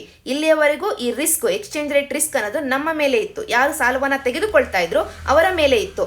ಅವರು ಡಾಲರ್ ಅಲ್ಲಿ ಸಾಲವನ್ನ ತೆಗೆದುಕೊಂಡು ತಮ್ಮ ರುಪಿಗೆ ಕನ್ವರ್ಟ್ ಮಾಡಿಕೊಂಡು ಮತ್ತೆ ಸಾಲವನ್ನ ಮರುಪಾವತಿ ಮಾಡ್ತಿರ್ಬೇಕಾದ್ರೆ ರುಪಿಯಿಂದ ಡಾಲರ್ಗೆ ಕನ್ವರ್ಟ್ ಮಾಡಿ ಕೊಡಬೇಕಾಗಿತ್ತು. ಆದರೆ ಮಸಾಲಾ ಬಾಂಡಿನ ಕೇಸ್ ಹಾಗಲ್ಲ. ಇಲ್ಲಿ ಎಕ್ಸ್ಚೇಂಜ್ ರೇಟ್ ರಿಸ್ಕ್ ಏನಿದೆ, ಈ ರಿಸ್ಕ್ ಯಾರು ಸಾಲವನ್ನ ಕೊಡ್ತಿರ್ತಾರೆ ಅವರ ಮೇಲಿರುತ್ತೆ. ಆದ್ದರಿಂದನೇ ಮಸಾಲಾ ಬಾಂಡ್ ಅನ್ನ ರುಪಿ ಡಿನಾಮಿನೇಟೆಡ್ ಬಾಂಡ್ ಅಂತ ಕರಿತೀವಿ. ಯಾಕೆಂತಂದ್ರೆ ಈ ಮಸಾಲಾ ಬಾಂಡಿನ ಮೇಲೆ, ಈ ಸಾಲದ ಪತ್ರದ ಮೇಲೆ ಎಷ್ಟು ಸಾಲ, ಎಷ್ಟು ಬಡ್ಡಿ ದರ ಇವೆಲ್ಲವನ್ನ ನಾವು ಮಾತಾಡೋದು ರುಪಿಯ ಡಿನಾಮಿನೇಷನ್ ಅಲ್ಲಿ. ಆದ್ದರಿಂದ ಈ ಒಂದು ಪಾಯಿಂಟ್ ಅನ್ನು ನೀವು ನೆನ್ಪಿಟ್ಕೊಳ್ಳಿ, ಮಸಾಲಾ ಬಾಂಡ್ ಅನ್ನೋದು ರುಪಿ ಡಿನಾಮಿನೇಟೆಡ್ ಬಾಂಡ್ ಆಗಿದೆ. ಈ ಪಾಯಿಂಟ್ ಅನ್ನ ನೆನ್ಪಿಟ್ಕೊಳ್ಳಿ. ಮಸಾಲಾ ಬಾಂಡ್ ಬಗ್ಗೆ ಕ್ವೆಶ್ಚನ್ ಬಂದಿದ್ದರೆ ರುಪಿ ಡಿನಾಮಿನೇಷನ್ ಬಗ್ಗೆ ಒಂದು ಸ್ಟೇಟ್ಮೆಂಟ್ ಸ್ಟೇಟ್ಮೆಂಟ್ ಇರುವಂತ ಸಾಧ್ಯತೆ ಇದೆ. ಈಗ ವಾಪಸ್ಸು ಟಾಪಿಕ್ಗೆ ಬರೋಣ. ಇಲ್ಲಿ ಮಸಾಲಾ ಬಾಂಡ್ ಅನ್ನ ಬಳಕೆ ಮಾಡಿಕೊಂಡು ಕೇರಳದ ಗವರ್ನಮೆಂಟ್, ಅದರಲ್ಲೂ Kerala infrastructure investment fund board ಸಾಕಷ್ಟು ಸಾಲವನ್ನ ತೆಗೆದುಕೊಂಡಿದೆ. ಅದರಲ್ಲೂ ಅದು ಆಫ್ ಬಜೆಟ್ ಬಾರೋಯಿಂಗ್ ಆಗಿದೆ. ಈ ರೀತಿಯಾಗಿ ಆಫ್ ಬಜೆಟ್ ಬಾರೋಯಿಂಗ್ ಅನ್ನ ಮಾಡೋದು, ಸ್ಟೇಟ್ ಲೆಜಿಸ್ಲೇಚರ್ ನ ಒಪ್ಪಿಗೆ ಇಲ್ಲದೆ ಆಫ್ ಬಜೆಟ್ ಲೋನ್ಸ್ ಗಳನ್ನ ತೆಗೆದುಕೊಳ್ಳೋದು ಕಾನ್ಸ್ಟಿಟ್ಯೂಷನ್ ಅಕಾರ್ಡಿಂಗ್ಲಿ ಇಲ್ಲ ಅಂತ CAG ಅವರು ಹೇಳ್ತಾ ಇದ್ದಾರೆ. ಅದರ ಹಿನ್ನೆಲೆಯಲ್ಲಿ ಈಗ ಈ ಕ್ವೆಶ್ಚನ್ ಅನ್ನ ಕೊಡಲಾಗಿದೆ. ಕ್ವೆಶ್ಚನ್ ಅನ್ನ ನೋಡೋಣ. ಮೊದಲನೇ ಸ್ಟೇಟ್ಮೆಂಟ್ ಹೇಳುತ್ತೆ ಆಫ್ ಬಜೆಟ್ ಬಾರೋಯಿಂಗ್ಸ್ ಏನಿದಾವೆ ಇವುಗಳು ಫಿಸ್ಕಲ್ ಡೆಫಿಸಿಟ್ ಕ್ಯಾಲ್ಕುಲೇಷನ್ಸ್ ಅಲ್ಲಿ ಇನ್ಕ್ಲೂಡ್ ಆಗೋದಿಲ್ಲ ಅಂತ. ಹೌದು, ಯಾಕೆ ಅಂತಂದ್ರೆ ನಾವು ಆಫ್ ಬಜೆಟ್ ಬಾರೋಯಿಂಗ್ಸ್ ಅನ್ನ ಬಜೆಟ್ ಅಲ್ಲಿ ಮೆನ್ಷನ್ನೇ ಮಾಡಿಲ್ಲ. ಬಜೆಟ್ ಅಲ್ಲೇ ನಾವು ಫಿಸ್ಕಲ್ ಡೆಫಿಸಿಟ್ ಅನ್ನ ಮಾತಾಡೋದು. ಆದ್ದರಿಂದ ಫಿಸ್ಕಲ್ ಡೆಫಿಸಿಟ್ ಕ್ಯಾಲ್ಕುಲೇಷನ್ಸ್ ಅಲ್ಲಿ ಅಥವಾ ಇತರ ಡೆಫಿಸಿಟ್ ಗಳ ಕ್ಯಾಲ್ಕುಲೇಷನ್ಸ್ ಅಲ್ಲಿ ಈ ಆಫ್ ಬಜೆಟ್ ಬಾರೋಯಿಂಗ್ಸ್ ಗಳನ್ನ ಇನ್ಕ್ಲೂಡ್ ಮಾಡೋದಿಲ್ಲ. ಆ ಕಾರಣಕ್ಕೋಸ್ಕರನೇ ಎಕ್ಸಿಕ್ಯೂಟಿವ್ ಕಾರ್ಯಾಂಗ ಆಗಾಗ್ಗೆ ಆಫ್ ಬಜೆಟ್ ಬಾರೋಯಿಂಗ್ ಅನ್ನ ಮಾಡ್ಕೊಳ್ತಾ ಇರ್ತವೆ. ಯಾಕೆಂದರೆ ಫಿಸ್ಕಲ್ ಡೆಫಿಸಿಟ್ ಜಾಸ್ತಿ ಆಗಿದೆ ಆದ್ರೆ ಮೀಡಿಯಾದಲ್ಲಿ ಮತ್ತು ಇತರ ಏರಿಯಾಗಳಲ್ಲಿ ಜನತೆ ಕ್ವೆಶ್ಚನ್ ಮಾಡ್ತಾರೆ, ಎಕ್ಸಿಕ್ಯೂಟಿವ್ಗೆ ಕೇಳ್ತಾರೆ ಯಾಕೆ ನೀವು ಫಿಸ್ಕಲ್ ಡೆಫಿಸಿಟ್ ಅನ್ನ ಜಾಸ್ತಿ ಮಾಡ್ಕೊಂಡಿದ್ದೀರಾ ಅಂತ. ಆದ್ದರಿಂದ ಫಿಸ್ಕಲ್ ಡೆಫಿಸಿಟಿನ ನಂಬರ್ ಅನ್ನ ಕಡಿಮೆ ತೋರಿಸೋದು, ಆದರೆ ಸಾಲವನ್ನ ಆಫ್ ಬಜೆಟ್ ಬಾರೋಯಿಂಗ್ಸ್ ಅನ್ನುವಂತ ಸಾಧನದ ಮುಖಾಂತರವಾಗಿ ಪಡ್ಕೊಳ್ಳೋದು. ಈ ರೀತಿಯಾಗಿ ಎಕ್ಸ್ಪರ್ಟ್ಸ್ ಗಳ ಮತ್ತು ಜನತೆಯ ಕ್ರಿಟಿಸಿಸಂಗೆ ಒಳಗಾಗದೆಯೇ ಹೊರಗಿದ್ದುಕೊಂಡೇ ಸಾಲವನ್ನ ಪಡ್ಕೊಳ್ಳಿಕ್ಕೆ ಆಫ್ ಬಜೆಟ್ ಬಾರೋಯಿಂಗ್ಸ್ ಅನ್ನ ಬಳಕೆ ಮಾಡ್ಕೊಳ್ತಾ ಇದಾವೆ ಗವರ್ನಮೆಂಟ್ಗಳು. ಆದ್ದರಿಂದ ಮೊದಲನೇ ಸ್ಟೇಟ್ಮೆಂಟ್ ನಮಗೆ ರೈಟ್ ಸ್ಟೇಟ್ಮೆಂಟ್ ಆಗುತ್ತೆ. ಫಿಸ್ಕಲ್ ಡೆಫಿಸಿಟ್ ಅಲ್ಲಿ ಇನ್ಕ್ಲೂಡ್ ಆಗೋದಿಲ್ಲ ಆಫ್ ಬಜೆಟ್ ಬಾರೋಯಿಂಗ್ಸ್, ಹಾಗಂತ ಇಂಪ್ಯಾಕ್ಟ್ ಇಲ್ಲ ಅಂತ ಹೇಳಿಕ್ ಆಗೋದಿಲ್ಲ. ಫಿಸ್ಕಲ್ ಡೆಫಿಸಿಟ್ ಅಲ್ಲಿ ಇನ್ಕ್ಲೂಡ್ ಆಗಿಲ್ಲ ಅಂತಂದ್ರೂ ಕೂಡ ಇಲ್ಲಿ ಗವರ್ನಮೆಂಟ್ ಸಾಲವನ್ನ ಪಡ್ಕೊಳ್ತಾ ಇದೆ. ಒಂದು ನಮ್ಮ ದೇಶದಿಂದನಾದ್ರೂ ಸಾಲವನ್ನ ಪಡ್ಕೊಳ್ತಿರಬಹುದು ಅಥವಾ ಜಾಗತಿಕ ಹಂತದಿಂದಲಾದ್ರೂ ಸಾಲವನ್ನ ಪಡ್ಕೊಳ್ತಿರಬಹುದು. ನಮ್ಮ ದೇಶದಿಂದ ಅವರು ಸಾಲವನ್ನ ಪಡ್ಕೊಳ್ತಿದ್ದಾರೆ ಅಂತಂದ್ರೆ ಪ್ರೈವೇಟ್ ಮೆಂಬರ್ಸ್ಗೆ ಅಂತ ಇರುವಂತ ಸಾಲ ಏನಿತ್ತು ನಮ್ಮ ದೇಶದ ಆರ್ಥಿಕ ವ್ಯವಸ್ಥೆಯಲ್ಲಿ ಅದು ಗವರ್ನಮೆಂಟ್ಗೆ ಹೋಗ್ತಾ ಇದೆ. ಇದನ್ನೇ ನಾವು ಕ್ರೌಡಿಂಗ್ ಔಟ್ ಎಫೆಕ್ಟ್ ಅಂತ ಕರಿತೀವಿ. ಈ ಪದವನ್ನ ನೆನ್ಪಿಟ್ಕೊಳ್ಳಿ, ಆಗಾಗ್ಗೆ ನಾವು ಬಳಕೆ ಮಾಡ್ತೀವಿ. Crowding out effect. Crowding out effect ಅಂತಂದ್ರೆ ನಮ್ಮ ಎಕಾನಮಿಯಲ್ಲಿರುವಂತಹ ಸಾಲ ಏನಿದೆ, ಸಾಲವನ್ನ ಕೊಡುವಂತ ಕೆಪಾಸಿಟಿ ಏನಿದೆ ನಮ್ಮ ಆರ್ಥಿಕ ವ್ಯವಸ್ಥೆಯಲ್ಲಿ, ಆ ಕೆಪಾಸಿಟಿಯನ್ನ ಗವರ್ನಮೆಂಟೇ ಬಳಕೆ ಮಾಡ್ತಾ ಇದೆ. ಗವರ್ನಮೆಂಟ್ ಇರುವಂತ ಸಾಲ ಎಲ್ಲವನ್ನ ತೆಗೆದುಕೊಂಡಿದ್ದೆ ಆದ್ರೆ ಪ್ರೈವೇಟ್ ಸೆಕ್ಟರ್ಗೆ ಸಾಲ ಕಡಿಮೆ ಸಿಗುತ್ತೆ ಅಥವಾ ಇರುವಂತಹ ಸಾಲದ ಕಾಸ್ಟ್ ಜಾಸ್ತಿ ಆಗುತ್ತೆ ಪ್ರೈವೇಟ್ ಸೆಕ್ಟರ್ಗೆ. ಇದನ್ನೇ ನಾವು ಕ್ರೌಡಿಂಗ್ ಔಟ್ ಎಫೆಕ್ಟ್ ಅಂತ ಕರಿತೀವಿ. ಆದ್ದರಿಂದ ಇಲ್ಲಿ ಆಫ್ ಬಜೆಟ್ ಬಾರೋಯಿಂಗ್ಸ್ ಅನ್ನ ನಾವು ಫಿಸ್ಕಲ್ ಡೆಫಿಸಿಟ್ ಕ್ಯಾಲ್ಕುಲೇಷನ್ಸ್ ಅಲ್ಲಿ ಇನ್ಕ್ಲೂಡ್ ಮಾಡಿಲ್ಲ ಅಂದ್ರೂ ಕೂಡ, ಎಕ್ಸ್ಪರ್ಟ್ಸ್ ಗಳು ಕ್ವೆಶ್ಚನ್ ಮಾಡಿಲ್ಲ ಅಂದ್ರೂ ಕೂಡ, ಜನತೆ ಕ್ವೆಶ್ಚನ್ ಮಾಡಿಲ್ಲ ಅಂದ್ರೂ ಕೂಡ ಆರ್ಥಿಕ ವ್ಯವಸ್ಥೆಯ ಮೇಲೆ ಸಾಕಷ್ಟು ಇಂಪ್ಲಿಕೇಶನ್ಸ್ ಅನ್ನ ಹೊಂದಿದವೆ ಈ ಆಫ್ ಬಜೆಟ್ ಬಾರೋಯಿಂಗ್ಸ್. ಮುಂದಿನ ಗವರ್ನಮೆಂಟ್ ಈ ಆಫ್ ಬಜೆಟ್ ಬಾರೋಯಿಂಗ್ಸ್ ಅನ್ನ ಮರುಪಾವತಿ ಮಾಡಬೇಕಾಗುತ್ತೆ. ಅಂದ್ರೆ ಮುಂದೆ ಕೂಡ ಇದು ಇಂಪ್ಯಾಕ್ಟ್ ಅನ್ನ ಹೊಂದಿದೆ. ಇದು ಮೊದಲನೇ ಸ್ಟೇಟ್ಮೆಂಟ್. ಎರಡನೇ ಸ್ಟೇಟ್ಮೆಂಟ್ ಹೇಳುತ್ತೆ ಆಫ್ ಬಜೆಟ್ ಬಾರೋಯಿಂಗ್ಸ್ ಅಲ್ಲಿ ಫಾರಿನ್ ಬಾರೋಯಿಂಗ್ಸ್ ಕೂಡ ಇನ್ಕ್ಲೂಡ್ ಆಗಿದಾವೆ ಅಂತ. ಹೌದು, ಇವು ಕೂಡ ಇನ್ಕ್ಲೂಡ್ ಆಗಿದಾವೆ. ಈಗ ತಾನೇ ನಾವು ನೋಡಿದ್ವಿ ಕೇರಳ ಗವರ್ನಮೆಂಟ್ ಮಸಾಲಾ ಬಾಂಡ್ ಗಳನ್ನ ಬಳಕೆ ಮಾಡಿಕೊಂಡು ಬೇರೆ ದೇಶಗಳಿಂದ ಸಾಲವನ್ನ ಪಡ್ಕೊಂಡಿದೆ ಅಂತ. ಆದ್ದರಿಂದ ಎರಡನೇ ಸ್ಟೇಟ್ಮೆಂಟ್ ಕರೆಕ್ಟ್ ಸ್ಟೇಟ್ಮೆಂಟ್ ಆಗುತ್ತೆ. ಮೂರನೇ ಸ್ಟೇಟ್ಮೆಂಟ್ ಹೇಳುತ್ತೆ ಈ ಆಫ್ ಬಜೆಟ್ ಬಾರೋಯಿಂಗ್ಸ್ ಇಂದ ಕ್ಯಾಪಿಟಲ್ ಮಾರ್ಕೆಟ್ ಮೇಲೆ ಯಾವುದೇ ರೀತಿಯ ಇಂಪ್ಯಾಕ್ಟ್ ಆಗೋದಿಲ್ಲ ಅಂತ. ಇದು ರಾಂಗ್ ಸ್ಟೇಟ್ಮೆಂಟ್ ಆಗುತ್ತೆ. ಯಾಕೆಂತಂದ್ರೆ ಈಗ ತಾನೇ ನಾವು ಒಂದು ಎಕ್ಸಾಂಪಲ್ ಅನ್ನ ನೋಡಿದ್ವಿ, ಕ್ರೌಡಿಂಗ್ ಔಟ್ ಎಫೆಕ್ಟ್ ಅಂತ. ಈ ಕ್ರೌಡಿಂಗ್ ಔಟ್ ಎಫೆಕ್ಟಿನ ಬಗ್ಗೆ ಯಾರಿಗಾದ್ರೂ ಎಕ್ಸಾಕ್ಟ್ ಕನ್ನಡ ವರ್ಡ್ ಗೊತ್ತಿದ್ರೆ, ಅಫಿಷಿಯಲ್ ವರ್ಡ್ ಗೊತ್ತಿದ್ರೆ ಕಮೆಂಟ್ ಸೆಕ್ಷನ್ ಅಲ್ಲಿ ಕೊಡಿ. ಇದು ಇತರರಿಗೆ ಹೆಲ್ಪ್ ಆಗುತ್ತೆ. ಈ ಕ್ರೌಡಿಂಗ್ ಔಟ್ ಎಫೆಕ್ಟ್ ಏನಿದೆ ಇದರಿಂದ ನಮ್ಮ ಕ್ಯಾಪಿಟಲ್ ಮಾರ್ಕೆಟ್ ಅಲ್ಲಿ ಪ್ರೈವೇಟ್ ಸೆಕ್ಟರ್ಗೆ ಸಿಗುವಂತ ಸಾಲ ಏನಿದೆ ಆ ಸಾಲದ ಕಾಸ್ಟ್ ಜಾಸ್ತಿ ಆಗುತ್ತೆ. ಯಾಕೆಂತಂದ್ರೆ ಇರುವಂತ ಸಾಲದ ಮೆಜಾರಿಟಿ ಭಾಗವನ್ನ ಗವರ್ನಮೆಂಟೇ ತೆಗೆದುಕೊಂಡಿದೆ. ಗವರ್ನಮೆಂಟೇ ಎಲ್ಲ ಸಾಲವನ್ನ ತೆಗೆದುಕೊಂಡಿದೆ ಅಂತಂದ್ರೆ ಪ್ರೈವೇಟ್ ಸೆಕ್ಟರ್ಗೆ ಹೆಚ್ಚಿನ ಸಾಲ ಸಿಗೋದಿಲ್ಲ, ಕಡಿಮೆ ಬಡ್ಡಿ ದರದಲ್ಲಿ ಸಾಲ ಸಿಗೋದಿಲ್ಲ. ಇದರಿಂದ ನಮ್ಮ ಎಕಾನಮಿಯಲ್ಲಿ ಇನ್ವೆಸ್ಟ್ಮೆಂಟ್ಗೆ ತೊಂದರೆ ಆಗುತ್ತೆ. ಆದ್ದರಿಂದ ಕ್ಯಾಪಿಟಲ್ ಮಾರ್ಕೆಟ್ ಮೇಲೆ ಸಾಕಷ್ಟು ಇಂಪ್ಯಾಕ್ಟ್ ಇರುತ್ತೆ ಈ ಆಫ್ ಬಜೆಟ್ ಬಾರೋಯಿಂಗ್ ಇಂದ. ಸೊ ಮೂರನೇ ಸ್ಟೇಟ್ಮೆಂಟ್ ರಾಂಗ್ ಆಗುತ್ತೆ. ರೈಟ್ ಆನ್ಸರ್ ಬಂದು ಇಲ್ಲಿ ನಾವು ಇನ್ಕರೆಕ್ಟ್ ಸ್ಟೇಟ್ಮೆಂಟ್ಸ್ ಗಳನ್ನ ಚೂಸ್ ಮಾಡಬೇಕಾಗಿರೋದ್ರಿಂದ ಆಪ್ಷನ್ ಸಿ 3 ಓನ್ಲಿ ಆಗುತ್ತೆ. ನಂತರ ಇದೇ ವಾರ ನಾವು ಸುಭಾಷ್ ಚಂದ್ರ ಬೋಸ್ ಅವರ ಜಯಂತಿಯನ್ನ ಪರಾಕ್ರಮ್ ದಿವಸ್ ಆಗಿ ಸೆಲೆಬ್ರೇಟ್ ಮಾಡ್ತೀವಿ. 125ನೇ ಬರ್ತ್ ಆನಿವರ್ಸರಿಯನ್ನ ಪರಾಕ್ರಮ್ ದಿವಸ್ ಆಗಿ ಜನವರಿ 23ನೇ ತಾರೀಕು ಸೆಲೆಬ್ರೇಟ್ ಮಾಡ್ತೀವಿ. ಅದರ ಹಿನ್ನೆಲೆಯಲ್ಲಿ ಈ ಕ್ವೆಶ್ಚನ್ ನ ಕೊಡಲಾಗಿದೆ. ಸಾಮಾನ್ಯವಾಗಿ ಸುಭಾಷ್ ಚಂದ್ರ ಬೋಸ್ ಅವರ ಬಗ್ಗೆ ಬೇಸಿಕ್ ಡೀಟೇಲ್ಸ್ ನಮಗೆ ತಿಳಿದೇ ಇರುತ್ತೆ. ಆದರೆ ಅವರು ಸಾಹಿತ್ಯದ ವಿಷಯವಾಗಿ ಲಿಟರರಿ ಕಾಂಟ್ರಿಬ್ಯೂಷನ್ ಏನನ್ನ ಕೊಟ್ಟಿದ್ದಾರೆ ಇದರ ಬಗ್ಗೆ ನಮಗೆ ಕನ್ಫ್ಯೂಷನ್ ಇರುತ್ತೆ. ಆದ್ದರಿಂದನೇ ಈ ಕ್ವೆಶ್ಚನ್ ನ ಕೊಡಲಾಗಿದೆ. ಮೊದಲಿಗೆ ಕ್ವೆಶ್ಚನ್ ಕೇಳ್ತಾ ಇದೆ, ಈ ಕೆಳಗಿನ ಯಾವ ಯಾವ ಅಂಶಗಳು ಸುಭಾಷ್ ಚಂದ್ರ ಬೋಸ್ ಅವರಿಗೆ ಸಂಬಂಧಪಟ್ಟ ಆಗಿದವೆ ಅಂತ. Forward news paper. ಹೌದು, ಸುಭಾಷ್ ಚಂದ್ರ ಬೋಸ್ ಅವರು ಈ ನ್ಯೂಸ್ ಪೇಪರ್ ಅನ್ನ ಆಗಾಗ್ಗೆ ಎಡಿಟ್ ಮಾಡ್ತಾ ಇದ್ರು. Forward news paper. ಅದೇ ರೀತಿಯಾಗಿ ಸ್ವರಾಜ್ ನ್ಯೂಸ್ ಪೇಪರ್, ಇದು ಸುಭಾಷ್ ಚಂದ್ರ ಬೋಸ್ ಅವರೇ ತಂದಂತ ನ್ಯೂಸ್ ಪೇಪರ್ ಆಗಿದೆ. ಅದೇ ರೀತಿಯಾಗಿ ದಿ ಇಂಡಿಯನ್ ಸ್ಟ್ರಗಲ್ ಬುಕ್, ಇದು ಸುಭಾಷ್ ಚಂದ್ರ ಬೋಸ್ ಅವರೇ ಬರೆದಂತ ಒಂದು ಪುಸ್ತಕ ಆಗಿದೆ. ಅದೇ ರೀತಿಯಾಗಿ the Indian war of independence, ಇದಕ್ಕೂ ಸುಭಾಷ್ ಚಂದ್ರ ಬೋಸ್ ಅವರಿಗೂ ಸಂಬಂಧ ಇಲ್ಲ. ಯಾಕೆಂತಂದ್ರೆ ಇದನ್ನ ಬರೆದದ್ದು ವೀರ ಸಾವರ್ಕರ್ ಅವರು. ಆದ್ದರಿಂದ ಸೊ ಈ ಪರ್ಟಿಕ್ಯುಲರ್ ಕ್ವೆಶ್ಚನ್ಗೆ ರೈಟ್ ಆನ್ಸರ್ ಬಂದು ಮೊದಲ 3 ಅಂಶಗಳು ಸುಭಾಷ್ ಚಂದ್ರ ಬೋಸ್ ಅವರಿಗೆ ಡೈರೆಕ್ಟ್ಲಿ ಸಂಬಂಧಪಟ್ಟಿದ್ದರಿಂದ ಆಪ್ಷನ್ ಸಿ ರೈಟ್ ಆನ್ಸರ್ ಆಗುತ್ತೆ. ನಂತರ ಇದೇ ವಾರ ರಾಜೀವ್ ಗಾಂಧಿ ಅವರ ಹತ್ಯೆಯನ್ನ ಮಾಡಿದಂತ ಆರೋಪಿಗಳು ಗವರ್ನರ್ನ ಹತ್ತಿರ ಪಾರ್ಡನಿಂಗಿಗೋಸ್ಕರ ಪಿಟಿಷನ್ ಅನ್ನ ಹಾಕಿದ್ದರ ಹಿನ್ನೆಲೆಯಲ್ಲಿ ಪಾರ್ಡನಿಂಗ್ ಪವರ್ ಬಗ್ಗೆ ನಾವು ವೀಕ್ಲಿ ಕರೆಂಟ್ ಅಫೇರ್ಸ್ ಅಲ್ಲಿ ಡಿಸ್ಕಸ್ ಮಾಡಿದ್ವಿ. ಅದರ ಹಿನ್ನೆಲೆಯಲ್ಲಿ ಈ ಕ್ವೆಶ್ಚನ್ ನ ಕೊಡಲಾಗಿದೆ. ಪಾರ್ಡನಿಂಗ್ ಪವರ್ಸ್ ಗಳ ಲಿಸ್ಟ್ ಅನ್ನ ನೀವು ಒಂದು ಕಡೆ ಮಾಡಿಟ್ಟುಕೊಂಡಿರಿ. ಯಾವ ಸಂದರ್ಭದಲ್ಲಿ ಬೇಕಾದರೂ ಪ್ರಿಲಿಮ್ಸ್ ಅಲ್ಲಿ ಕ್ವೆಶ್ಚನ್ ನ ಕೇಳಬಹುದು. ಅದಕ್ಕಿಂತನೂ ಇಂಪಾರ್ಟೆಂಟ್ ಅಂತಂದ್ರೆ ಪ್ರೆಸಿಡೆಂಟ್ಗೂ ಪಾರ್ಡನಿಂಗ್ ಪವರ್ಸ್ ಇದಾವೆ, ಅದೇ ರೀತಿಯಾಗಿ ಗವರ್ನರ್ ಅವರಿಗೂ ಪಾರ್ಡನಿಂಗ್ ಪವರ್ಸ್ ಇದಾವೆ. ಇವರಿಬ್ಬರ ಈ ಪವರ್ಸ್ ಗಳ ನಡುವೆ ಇರುವಂತ ವ್ಯತ್ಯಾಸ ನಮಗೆ ತಿಳಿದಿರಬೇಕು. ಅದನ್ನ ನಾವು ಈ ಕ್ವೆಶ್ಚನ್ ನ ಮುಖಾಂತರವಾಗಿ ಅರ್ಥ ಮಾಡ್ಕೊಳ್ಳೋಣ. ಮೊದಲನೇ ಸ್ಟೇಟ್ಮೆಂಟ್ ಹೇಳುತ್ತೆ, ಗವರ್ನರ್ ಅವರಿಗೆ ಕೋರ್ಟ್ ಮಾರ್ಷಲ್ ವರ್ಡಿಕ್ಟ್ ಅಂತಂದ್ರೆ ಸೈನ್ಯದ ನ್ಯಾಯಾಂಗ ಕೊಟ್ಟಿರುವಂತ ವರ್ಡಿಕ್ಟ್ ಗಳ ವಿಷಯವಾಗಿ ಕ್ಷಮಾದಾನವನ್ನ ಮಾಡುವಂತ ಪವರ್ ಇಲ್ಲ ಅಂತ, ಜೊತೆಗೆ ಡೆತ್ ಸೆಂಟೆನ್ಸ್ ನೇಣುಗಂಬದ ಶಿಕ್ಷೆಗೆ ಕೂಡ ಕ್ಷಮೆಯನ್ನ ನೀಡುವಂತ ಪವರ್ ಗವರ್ನರ್ ಅವರಿಗೆ ಇಲ್ಲ ಅಂತ. ಇದು ಸರಿಯಾದ ಸ್ಟೇಟ್ಮೆಂಟ್. ಈ ಎರಡೂ ಪವರ್ಗಳು ಕೇವಲ ಪ್ರೆಸಿಡೆಂಟ್ ಅವರಿಗೆ ಮಾತ್ರನೇ ಇರೋದು, ಗವರ್ನರ್ ಅವರಿಗೆ ಇಲ್ಲ. ಇದು ನಮಗೆ ಒಂದು ಇಂಪಾರ್ಟೆಂಟ್ ಡಿಫರೆನ್ಸ್ ಆಗುತ್ತೆ ಗವರ್ನರ್ ಮತ್ತು ಪ್ರೆಸಿಡೆಂಟ್ ಅವರಿಗೆ ಇರುವಂತ ಪಾರ್ಡನಿಂಗ್ ಪವರ್ ಗಳ ನಡುವೆ ಇರುವಂತ ವ್ಯತ್ಯಾಸದಲ್ಲಿ. ನಂತರ ಎರಡನೇ ಸ್ಟೇಟ್ಮೆಂಟ್ ಹೇಳುತ್ತೆ, ಪ್ರೆಸಿಡೆಂಟ್ ಅವರಿಗೆ ಮತ್ತು ಗವರ್ನರ್ ಅವರಿಗೆ ಇರುವಂತ ಈ ಪಾರ್ಡನಿಂಗ್ ಪವರ್ ಏನಿದೆ, ಕ್ಷಮಾದಾನವನ್ನ ನೀಡುವಂತ ಪವರು, ಇದು ಡಿಸ್ಕ್ರಿಷನರಿ ಪವರ್ ಆಗಿದೆ ಅಂತ. ಇದು ರಾಂಗ್ ಸ್ಟೇಟ್ಮೆಂಟ್. ಯಾಕೆಂತಂದ್ರೆ ಹಾಗಾಗಿ ಸುಪ್ರೀಂ ಕೋರ್ಟ್ ಹೇಳ್ತಾನೆ ಬಂದಿದೆ, ಈ ಪಾರ್ಡನಿಂಗ್ ಪವರ್ ಏನಿದೆ ಇದು ಡಿಸ್ಕ್ರಿಷನರಿ ಪವರ್ ಅಲ್ಲ ಅಂತ. ಬೆಸ್ಟ್ ಎಕ್ಸಾಂಪಲ್ ಅಂತಂದ್ರೆ ಮರುರಾಮ್ ಕೇಸ್ ಅಂತ. ಈ ಮರುರಾಮ್ ಕೇಸಿನ ವರ್ಡಿಕ್ಟ್ ಅಲ್ಲಿ ಸುಪ್ರೀಂ ಕೋರ್ಟ್ ಹೇಳುತ್ತೆ, ಈ ಪಾರ್ಡನಿಂಗ್ ಪವರ್ ಕ್ಷಮಾದಾನವನ್ನ ನೀಡುವಂತ ಪವರ್ ಏನಿದೆ, ಪ್ರೆಸಿಡೆಂಟ್ ಗಾಗಿರಬಹುದು ಗವರ್ನರ್ ಗಾಗಿರಬಹುದು, ಈ ಪವರ್ ಅನ್ನ ಎಕ್ಸರ್ಸೈಸ್ ಮಾಡಬೇಕು ಅಂತಂದ್ರೆ ಇವರಿಬ್ಬರು ಕೌನ್ಸಿಲ್ ಆಫ್ ಮಿನಿಸ್ಟರ್ಸ್ ಕೊಟ್ಟಿರುವಂತಹ ಸಲಹೆಯ ಆಧಾರದ ಮೇರೆಗೆ ನಿರ್ಧಾರವನ್ನ ಕೈಗೊಳ್ಳಬೇಕು. ಅಂದರೆ ಇವರಿಗೆ ಇದು ತಮ್ಮ ವಿವೇಚನಾಧಿಕಾರಕ್ಕೆ ಒಳಪಟ್ಟಂತ, ಅದರ ವ್ಯಾಪ್ತಿಯ ಒಳಪಟ್ಟಂತ ಪವರ್ ಅಲ್ಲ, ಡಿಸ್ಕ್ರಿಷನರಿ ಪವರ್ ಅಲ್ಲ. ಅಂದ್ರೆ ಸಿಂಪಲ್ ಟರ್ಮ್ಸ್ ಅಲ್ಲಿ ತಾವು ಸ್ವತಃ ನಿರ್ಧಾರವನ್ನ ಕೈಗೊಳ್ಳಿಕ್ಕೆ ಆಗೋದಿಲ್ಲ. ಒಬ್ಬರಿಗೆ ಕ್ಷಮಾದಾನವನ್ನ ನೀಡಬೇಕೋ ಬೇಡವೋ ಅಂತ ಪ್ರೆಸಿಡೆಂಟ್ ಅವರು ತೆಗೆದುಕೊಳ್ಳಿಕ್ಕೆ ಆಗೋದಿಲ್ಲ, ಗವರ್ನರ್ ಅವರು ತೆಗೆದುಕೊಳ್ಳಿಕ್ಕೆ ಆಗೋದಿಲ್ಲ. ಅವರು ನಿರ್ಧಾರವನ್ನ ಕೈಗೊಳ್ಳೋದು ಕೌನ್ಸಿಲ್ ಆಫ್ ಮಿನಿಸ್ಟರ್ಸ್ ಕೊಟ್ಟಿರುವಂತ ಸಲಹೆಯ ಆಧಾರದ ಮೇರೆಗೆ. ಆದ್ದರಿಂದ ಎರಡನೇ ಸ್ಟೇಟ್ಮೆಂಟ್ ರಾಂಗ್ ಆಗುತ್ತೆ. ಈ ಕ್ವೆಶ್ಚನ್ ಅಲ್ಲಿ ಕರೆಕ್ಟ್ ಸ್ಟೇಟ್ಮೆಂಟ್ ಅನ್ನ ಕೇಳಿರೋದ್ರಿಂದ ಎರಡೂ ಸ್ಟೇಟ್ಮೆಂಟ್ಸ್ ಗಳು ರಾಂಗ್ ಆಗಿರೋದ್ರಿಂದ option D neither one not two right answer ಆಗುತ್ತೆ. ನಂತರ ಈ ಕ್ವೆಶ್ಚನ್ ಯಾವುದೋ ಒಂದು ಇನಿಷಿಯೇಟಿವ್ ನ ಬಗ್ಗೆ ಮಾತಾಡ್ತಾ ಇದೆ. ಆ ಇನಿಷಿಯೇಟಿವ್ ನ ಬಗ್ಗೆ ಮೊದಲನೇ ಪಾಯಿಂಟ್ ಈ ಕ್ವೆಶ್ಚನ್ ಹೇಳೋದು ಅಂತಂದ್ರೆ, ಈ ಇನಿಷಿಯೇಟಿವ್ ಅಲ್ಲಿ ಪ್ರೈಮ್ ಮಿನಿಸ್ಟರ್ಸ್ ಆಫೀಸು, ಸೆಂಟರಿನ ಹಂತದಲ್ಲಿ ಸೆಂಟ್ರಲ್ ಸೆಕ್ರೆಟರೀಸು, ಸ್ಟೇಟ್ಗಳ ಹಂತದಲ್ಲಿ ಚೀಫ್ ಸೆಕ್ರೆಟರೀಸ್ ಇವರೆಲ್ಲರೂ ಇನ್ವಾಲ್ವ್ ಆಗಿದ್ದಾರೆ ಅಂತ ಹೇಳ್ತಾ ಇದೆ ಮೊದಲನೇ ಪಾಯಿಂಟ್. ಈ ಇನಿಷಿಯೇಟಿವ್ ಅಲ್ಲಿ ಈ ಮೂವರು ಇನ್ವಾಲ್ವ್ ಆಗಿದ್ದಾರೆ. ಒಂದು prime ministers office, directly prime ministers office involve ಆಗಿದೆ. ಇನ್ನೊಂದು ಸೆಂಟ್ರಲ್ ಸೆಕ್ರೆಟರೀಸ್ ಇನ್ವಾಲ್ವ್ ಆಗಿದ್ದಾರೆ. ಇನ್ನೊಂದು ಸ್ಟೇಟ್ಗಳ ಹಂತದಲ್ಲಿ ಚೀಫ್ ಸೆಕ್ರೆಟರಿಗಳು ಇನ್ವಾಲ್ವ್ ಆಗಿದ್ದಾರೆ. ಇದು ಮೊದಲನೇ ಪಾಯಿಂಟ್ ಆ ಇನಿಷಿಯೇಟಿವ್ ನ ಬಗ್ಗೆ. ಎರಡನೇ ಪಾಯಿಂಟ್ ಹೇಳುತ್ತೆ, ಈ ಇನಿಷಿಯೇಟಿವ್ ಒಂದು ಇ ಗವರ್ನೆನ್ಸ್ ಇನಿಷಿಯೇಟಿವ್ ಆಗಿದೆ ಮತ್ತು ಈ ಇನಿಷಿಯೇಟಿವ್ ಅನ್ನ ತಂದಿರೋದು ಒಂದು ಪ್ರಾಜೆಕ್ಟ್ ಮಾನಿಟರಿಂಗ್ ಅನ್ನ ಮಾಡ್ಲಿಕ್ಕೋಸ್ಕರ, ಇನ್ನೊಂದು ಪ್ರೋಗ್ರಾಮ್ ಇಂಪ್ಲಿಮೆಂಟೇಷನ್ ಅನುಷ್ಠಾನವನ್ನ ನೋಡ್ಲಿಕ್ಕೋಸ್ಕರ, ಇನ್ನೊಂದು ಕುಂದು ಕೊರತೆಗಳ ನಿವಾರಣೆಯನ್ನ ಮಾಡ್ಲಿಕ್ಕೋಸ್ಕರ, ಗ್ರೀವೆನ್ಸ್ ರಿಡ್ರೆಸಲಿಗೋಸ್ಕರ. ಇದನ್ನ ಡಿಸೈನ್ ಮಾಡಿರೋದು ಪ್ರೈಮ್ ಮಿನಿಸ್ಟರ್ಸ್ ಆಫೀಸು ಮತ್ತು ನ್ಯಾಷನಲ್ ಇನ್ಫಾರ್ಮೆಟಿಕ್ಸ್ ಸೆಂಟರ್ ಹಾಗಂತ ಹೇಳ್ತಾ ಇದೆ ಈ ಎರಡನೇ ಪಾಯಿಂಟ್. ಈ ಎರಡು ಪಾಯಿಂಟ್ ಗಳ ಆಧಾರದ ಮೇಲೆ ನಾವೀಗ ಈ ಕೊಟ್ಟಿರುವಂತ ಈ 4 ಆಪ್ಷನ್ಸ್ ಗಳಲ್ಲಿ ಯಾವುದು ಬೆಸ್ಟ್ ಆಗತ್ತೆ ಅಂತ ನೋಡಬೇಕಾಗಿದೆ. ಮೊದಲಿಗೆ ಪ್ರಜ್ಞಾತ ಗೈಡ್ಲೈನ್ಸ್ ಡೈರೆಕ್ಟ್ಲಿ ಎಜುಕೇಶನ್ ನ ಬಗ್ಗೆ, ಡಿಜಿಟಲ್ ಎಜುಕೇಶನ್ ನ ಬಗ್ಗೆ ಮಾತಾಡ್ತಾ ಇರುವಂತ ಗೈಡ್ಲೈನ್ಸ್ ಆಗಿದ್ದಾವೆ. ಇವುಗಳು ಎಲ್ಲಿಯೂ ಈ ಗವರ್ನೆನ್ಸ್ಗೆ ಸಂಬಂಧಪಟ್ಟಿದ್ದು ಅಲ್ಲ, ಎಲ್ಲಿಯೂ PMO ಇನ್ವಾಲ್ವ್ ಆಗಿಲ್ಲ, ಅದರಲ್ಲೂ ಸೆಕ್ರೆಟರಿಗಳು ಇಲ್ಲಿ ಎಲ್ಲಿಯೂ ಇನ್ವಾಲ್ವ್ ಆಗಿಲ್ಲ. ಡೈರೆಕ್ಟ್ಲಿ ಈ ಪ್ರಜ್ಞಾತ ಗೈಡ್ಲೈನ್ಸ್ ಮಾತಾಡ್ತಾ ಇರೋದು ಶಿಕ್ಷಣ ವ್ಯವಸ್ಥೆಯ ಬಗ್ಗೆ, ಡಿಜಿಟಲ್ ಶಿಕ್ಷಣ ವ್ಯವಸ್ಥೆಯ ಬಗ್ಗೆ ಈ ಪ್ರಜ್ಞಾತ ಗೈಡ್ಲೈನ್ಸ್ ಮಾತಾಡ್ತಾ ಇರೋದು. ಸೊ ಆಪ್ಷನ್ ಎ ಅನ್ನು ನಾವು ರಿಮೂವ್ ಮಾಡಬಹುದು. ಆಪ್ಷನ್ ಬಿ ಹೇಳ್ತಾ ಇದೆ PM ಸ್ವನಿಧಿ ಅಂತ.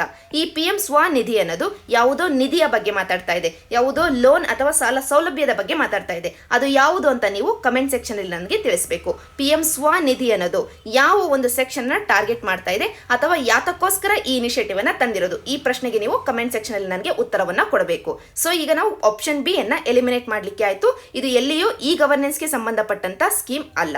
ನಂತರ ಮೂರನೆಯ ಆಪ್ಷನ್ ಪ್ರಗತಿ ಇನಿಷಿಯೇಟಿವ್. ಪ್ರಗತಿ ಅಂತಂದ್ರೆ pro active governance and timely implementation. ಅದರ ಹೆಸರೇ ಹೇಳ್ತಾ ಇದೆ ಆಡಳಿತದ ವಿಷಯವಾಗಿ ಪೂರ್ವಭಾವಿ ನಿರ್ಧಾರಗಳನ್ನ ಕೈಗೊಂಡು ಪ್ರೋ ಆಕ್ಟಿವ್ ಆಗಿ ನಾವು ಕೆಲಸವನ್ನ ಮಾಡೋದು ಮತ್ತು ಸಮಯೋಚಿತವಾಗಿ ಅನುಷ್ಠಾನಕ್ಕೆ ತರೋದು. ಯಾವ ಪ್ರಾಜೆಕ್ಟ್ಗಳು ನಮಗೆ ಇಂಪಾರ್ಟೆಂಟ್ ಆಗಿದವೋ ಅವೆಲ್ಲವನ್ನ, ಮತ್ತು ಆ ಪ್ರಾಜೆಕ್ಟ್ ಇಂಪ್ಲಿಮೆಂಟೇಷನ್ ಅಲ್ಲಿ ಏನಾದ್ರೂ ಕುಂದು ಕೊರತೆಗಳು ಆಗಿದ್ದೆ ಆದ್ರೆ ಅವುಗಳ ನಿವಾರಣೆಯನ್ನ ಮಾಡೋದು. ಅದಕ್ಕೋಸ್ಕರನೇ ನಾವು 3 ಟೆಕ್ನಾಲಜಿಯನ್ನ ಬಳಕೆ ಮಾಡ್ತೀವಿ. ಒಂದು ಡಿಜಿಟಲ್ ಡೇಟಾ ಮ್ಯಾನೇಜ್ಮೆಂಟ್ ಅನ್ನ ಮಾಡೋದು, ಇನ್ನೊಂದು ವಿಡಿಯೋ ಕಾನ್ಫರೆನ್ಸಿಂಗ್ ಅನ್ನ ಮಾಡೋದು. ಫಾರ್ ಎಕ್ಸಾಂಪಲ್ ಈ ಒಂದು ಚಿತ್ರದಲ್ಲಿ ನೀವು ಅಬ್ಸರ್ವ್ ಮಾಡಬಹುದು, ನಮ್ಮ ಪ್ರೈಮ್ ಮಿನಿಸ್ಟರ್ ಅವರು ಈ ರೀತಿಯಾಗಿ ವಿಡಿಯೋ ಕಾನ್ಫರೆನ್ಸಿಂಗ್ ನ ಮುಖಾಂತರವಾಗಿ ಇಂಪಾರ್ಟೆಂಟ್ ಪ್ರಾಜೆಕ್ಟ್ ಗಳನ್ನ ಮಾನಿಟರ್ ಮಾಡ್ತಾರೆ. ಈ ರೀತಿಯಾಗಿ ಮಾನಿಟರಿಂಗ್ ಅನ್ನ ಮಾಡುವಂತ ಒಂದು ಇನಿಷಿಯೇಟಿವ್ ಈ ಪ್ರಗತಿ ಇನಿಷಿಯೇಟಿವ್ ಆಗಿದೆ. ಆದ್ದರಿಂದ ಟೆಕ್ನಾಲಜಿಯನ್ನು ಬಳಕೆ ಮಾಡಿಕೊಳ್ಳುತ್ತೆ ಈ ಪ್ರಗತಿ ಇನಿಷಿಯೇಟಿವ್. ಇದು ಈ ಗವರ್ನೆನ್ಸ್ಗೆ ಒಂದು ಬೆಸ್ಟ್ ಎಕ್ಸಾಂಪಲ್ ಕೂಡ ಆಗಿದೆ ಮತ್ತು ಕೋಆಪರೇಟಿವ್ ಫೆಡರಲಿಸಮ್ಗೆ ಕೂಡ ಒಂದು ಬೆಸ್ಟ್ ಎಕ್ಸಾಂಪಲ್ ಆಗಿದೆ. ಸೊ ಒಟ್ಟಾರೆಗೆ ಈ ಪರ್ಟಿಕ್ಯುಲರ್ ಪ್ಯಾರಾಗ್ರಾಫ್ ಅಲ್ಲಿ ಮಾತಾಡ್ತಾ ಇರೋದು ಪ್ರಗತಿ ಇನಿಷಿಯೇಟಿವ್ ನ ಬಗ್ಗೆ. So right answer option C ಆಗುತ್ತೆ. ನಂತರ ಇದೇ ವಾರ PIBಯಲ್ಲಿ ಬಂದಂತ ಈ ಆರ್ಟಿಕಲ್ ಅಲ್ಲಿ ಹೇಳ್ತಾ ಇದ್ದಾರೆ, ಕ್ಯಾಬಿನೆಟ್ ರಾಟ್ಲೆ ಪವರ್ ಪ್ರಾಜೆಕ್ಟ್ ಏನಿದೆ ಈ ಪ್ರಾಜೆಕ್ಟ್ಗೆ ಬೇಕಾಗಿರುವಂತ ಇನ್ವೆಸ್ಟ್ಮೆಂಟ್ಗೆ ಅಪ್ರೂವಲ್ ಅನ್ನ ಕೊಟ್ಟಿದೆ ಅಂತ. ಅದರ ಹಿನ್ನೆಲೆಯಲ್ಲಿ ಈ ಕ್ವೆಶನ್ ನ ಕೊಡಲಾಗಿದೆ. ರಾಟ್ಲೆ ಪವರ್ ಪ್ರಾಜೆಕ್ಟ್ ಆಗಿರಬಹುದು, ದಿಲ್ ಹಸ್ತಿ ಪ್ರಾಜೆಕ್ಟ್ ಆಗಿರಬಹುದು, ಸಲಾಲ್ ಪವರ್ ಪ್ರಾಜೆಕ್ಟ್ ಆಗಿರಬಹುದು, ಇವೆಲ್ಲವೂ ಆಗಾಗ್ಗೆ ಸುದ್ದಿಯಲ್ಲಿರ್ತವೆ. ಯಾವ ನದಿಯ ವಿಷಯವಾಗಿ ಅಂತ ಕೇಳಲಾಗಿದೆ. ಡೈರೆಕ್ಟ್ಲಿ ಚೆನಾಬ್ ನದಿಯ ವಿಷಯವಾಗಿ ಈ ಮೂರು ಪ್ರಾಜೆಕ್ಟ್ಗಳು, ಇವುಗಳ ಜೊತೆಗೆ ಕಿರು ಹೈಡ್ರೋ ಎಲೆಕ್ಟ್ರಿಕ್ ಪ್ರಾಜೆಕ್ಟ್ ಕೂಡ ಬರುತ್ತೆ. ಇವೆಲ್ಲವೂ ನಮಗೆ ಸಂಬಂಧಪಟ್ಟಿದ್ದು ಯಾವ ನದಿಯ ಬಗ್ಗೆ ಅಂತಂದ್ರೆ ಚೆನಾಬ್ ನದಿಯ ಬಗ್ಗೆ. ಇದರ ಬಗ್ಗೆ ನಾವು ಈಗಾಗಲೇ ವೀಕ್ಲಿ ಕರೆಂಟ್ ಅಫೈರ್ಸ್ ಅಲ್ಲಿ ಇನ್ ಡೀಟೇಲ್ಡ್ ಆಗಿ ಡಿಸ್ಕಸ್ ಮಾಡಿರೋದ್ರಿಂದ ಮತ್ತೆ ಡಿಸ್ಕಸ್ ಮಾಡೋದು ಬೇಡ. ಜಸ್ಟ್ ರಾಟ್ಲೆ ಪವರ್ ಪ್ರಾಜೆಕ್ಟ್ ಅನ್ನಾದ್ರೂ ನೀವು ನೆನ್ಪಿಟ್ಕೊಳ್ಳಿ. ಈ ಪ್ರಾಜೆಕ್ಟ್ ಚೆನಾಬ್ ನದಿಯ ಬಗ್ಗೆ ಸಂಬಂಧಪಟ್ಟಂತ ಪ್ರಾಜೆಕ್ಟ್ ಆಗಿದೆ ಅಂತ. ನಂತರ ಇದೇ ವಾರ ದಿ ಹಿಂದೂನಲ್ಲಿ ಬಂದಂತ ಈ ಆರ್ಟಿಕಲ್ ಅಲ್ಲಿ ನ್ಯೂ ಸ್ಟಾರ್ಟ್ ಟ್ರೀಟಿಯ ಬಗ್ಗೆ ಮಾತಾಡ್ತಾ ಇದ್ದಾರೆ. ನ್ಯೂ ಸ್ಟಾರ್ಟ್ ಟ್ರೀಟಿಯನ್ನ ಎಕ್ಸ್ಟೆಂಡ್ ಮಾಡಲಾಗಿದೆ ನೆಕ್ಸ್ಟ್ 5 ಇಯರ್ಗೆ ಅಂತ ಈ ಒಂದು ಆರ್ಟಿಕಲ್ ಅಲ್ಲಿ ಹೇಳ್ತಾ ಇದ್ದಾರೆ. ಅದರ ಹಿನ್ನೆಲೆಯಲ್ಲೇ ಈ ಕ್ವೆಶನ್ ನ ಕೊಡಲಾಗಿದೆ. ಲಾಸ್ಟ್ ವೀಕ್ ಕರೆಂಟ್ ಅಫೈರ್ಸ್ ಅಲ್ಲಿ ನಾವು ಓಪನ್ ಸ್ಕೈಸ್ ಟ್ರೀಟಿಯ ಬಗ್ಗೆ ಮಾತಾಡಿದ್ವಿ. ಈ ಓಪನ್ ಸ್ಕೈಸ್ ಟ್ರೀಟಿಯಿಂದ ಈಗಾಗಲೇ USA ವಿಡ್ರಾ ಆಗಿದೆ, ಈಗ ರಷ್ಯಾ ಕೂಡ ವಿಡ್ರಾ ಆಗ್ತಾ ಇದೆ ಅಂತ ನಾವು ಡಿಸ್ಕಸ್ ಮಾಡಿದ್ವಿ. ಈಗ ಈ ವೀಕ್ ಅಲ್ಲಿ ನಮಗೆ ನ್ಯೂ ಸ್ಟಾರ್ಟ್ ಟ್ರೀಟಿ ಸುದ್ದಿಯಲ್ಲಿತ್ತು, ಆದ್ದರಿಂದನೇ ಈ ಕ್ವೆಶನ್ ನ ಕೇಳಲಾಗಿದೆ. Open skies treaty, new start treaty ಇವೆಲ್ಲವೂ ಇತ್ತೀಚೆಗೆ ಸುದ್ದಿಯಲ್ಲಿದ್ವು. ಯಾವ ವಿಷಯಕ್ಕೆ ಸಂಬಂಧಪಟ್ಟಿದ್ದು ಅಂತ ಕೇಳಲಾಗಿದೆ. ಈಗ ಸದ್ಯಕ್ಕೆ ನಮಗೆ ಓಪನ್ ಸ್ಕೈಸ್ ಟ್ರೀಟಿಯ ಬಗ್ಗೆ ಕೂಡ ಎಲ್ಲ ಡೀಟೇಲ್ಸ್ ಗೊತ್ತು, ನ್ಯೂ ಸ್ಟಾರ್ಟ್ ಟ್ರೀಟಿಯ ಬಗ್ಗೆನೂ ಒಂದಷ್ಟು ಡೀಟೇಲ್ಸ್ ಗೊತ್ತು. ನಮಗೆ ಸುಲಭವಾದ ಕ್ವೆಶನ್ ಇದು ಅಂತ ಅನ್ಸುತ್ತೆ. ಆದರೆ ಎಕ್ಸಾಮಿನೇಷನ್ ಹಾಲ್ ಅಲ್ಲಿ ಏನಾದ್ರೂ ನಾವು ಮರ್ತೋಗಿದ್ರೆ ಈ ಪದಗಳನ್ನ ನೋಡಿದಾಗ ರಾಂಗ್ ಆನ್ಸರ್ ಅನ್ನ ಚೂಸ್ ಮಾಡುವಂತ ಸಾಧ್ಯತೆ ಇರುತ್ತೆ. ಆದ್ದರಿಂದ ಒಂದೆರಡು ಬಾರಿ ನೀವು ರಿವಿಷನ್ ಅನ್ನ ಮಾಡಿ. ಓಪನ್ ಸ್ಕೈಸ್ ಟ್ರೀಟಿ ಅಂದ್ರೆ ಏನು, ಇದರಲ್ಲಿ ಇಂಡಿಯಾ ಭಾಗಿಯಾಗಿದ್ಯಾ, ನ್ಯೂ ಸ್ಟಾರ್ಟ್ ಟ್ರೀಟಿ ಅಂದ್ರೆ ಏನು, ಇದರಲ್ಲಿ ಇಂಡಿಯಾ ಭಾಗಿಯಾಗಿದ್ಯಾ, ಇವೆಲ್ಲವನ್ನ ನಾವು ವೀಕ್ಲಿ ಕರೆಂಟ್ ಅಫೇರ್ಸ್ ಅಲ್ಲಿ ಡಿಸ್ಕಸ್ ಮಾಡಿದೀವಿ. ಸೊ ನಿಮ್ಗೆ ಏನೇ ಕನ್ಫ್ಯೂಷನ್ ಇದ್ರೂ ಕಮೆಂಟ್ ಸೆಕ್ಷನ್ ಅಲ್ಲಿ ಕೇಳಿ ಕ್ಲಾರಿಫೈ ಮಾಡ್ಕೊಳ್ಳಿ. ಈ ಕಾನ್ಸೆಪ್ಟ್ಸ್ ಗಳ ಬಗ್ಗೆ ಅಟ್ಲೀಸ್ಟ್ ಒಂದು ಬೇಸಿಕ್ ಅಂಡರ್ಸ್ಟ್ಯಾಂಡಿಂಗ್ ನಿಮ್ಗೆ ಇದ್ರೆ ಸಾಕಾಗುತ್ತೆ ಪ್ರಿಲಿಮ್ಸ್ ಪರ್ಸ್ಪೆಕ್ಟಿವ್ ಅಲ್ಲಿ. ಸೊ ಈ ಪರ್ಟಿಕ್ಯುಲರ್ ಕ್ವೆಶನ್ಗೆ ಈ open skies treaty, new start treaty ಇವೆಲ್ಲವೂ ಇತ್ತೀಚೆಗೆ ಸುದ್ದಿಯಲ್ಲಿದ್ದು ಯಾವ ವಿಷಯವಾಗಿ ಅಂತಂದ್ರೆ USA ಮತ್ತು ರಷ್ಯಾ ರಿಲೇಶನ್ಶಿಪ್ನ ವಿಷಯವಾಗಿ.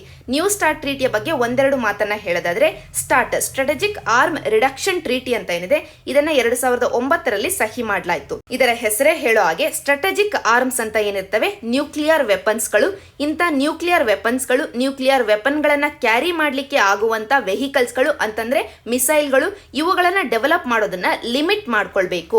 USA ಲಿಮಿಟ್ ಮಾಡ್ಕೊಳ್ಬೇಕು, ಅದರಿಂದ ವಿಶ್ವಾಸವನ್ನ ಪಡ್ಕೊಂಡು ರಷ್ಯಾನೂ ಲಿಮಿಟ್ ಮಾಡ್ಕೊಳ್ಬೇಕು. ರಷ್ಯಾ ಲಿಮಿಟ್ ಮಾಡಿದೆ ಅಂತಂದ್ರೆ USA ವಿಶ್ವಾಸ ಬರುತ್ತೆ, ತಾನು ಲಿಮಿಟ್ ಮಾಡ್ಕೊಳ್ಳುತ್ತೆ. ಈ ರೀತಿಯಾಗಿ ಪರಸ್ಪರರ ನಡುವೆ ಅಂಡರ್ಸ್ಟ್ಯಾಂಡಿಂಗ್ ಜಾಸ್ತಿ ಆಗಬೇಕು. ಇದರಿಂದ ಈ ನ್ಯೂಕ್ಲಿಯರ್ ವೆಪನ್ಗಳನ್ನ ಕ್ಯಾರಿ ಮಾಡುವಂತ ಮಿಸೈಲ್ಗಳನ್ನ ಡೆವಲಪ್ ಮಾಡುವಂತ, ಈ ಮಿಸೈಲ್ಗಳ ಸಂಖ್ಯೆಯನ್ನ ಡೆವಲಪ್ ಮಾಡೋದನ್ನ ಕಡಿಮೆ ಮಾಡಬೇಕು ಅನ್ನೋದೇ ಈ ನ್ಯೂ ಸ್ಟಾರ್ಟ್ ಟ್ರೀಟಿಯ ಉದ್ದೇಶ ಆಗಿದೆ. ಸ್ಟ್ರಾಟಜಿಕ್ ಆರ್ಮ್ಸ್ ರಿಡಕ್ಷನ್ ಟ್ರೀಟಿ ಅದರ ಹೆಸರೇ ಹೇಳ್ತಾ ಇದೆ. ಅದರಿಂದ ಎಕ್ಸ್ಪಾನ್ಷನ್ ಅನ್ನು ನೀವು ನೆನ್ಪಿಟ್ಕೊಂಡ್ರೆ ಸಾಕಾಗುತ್ತೆ.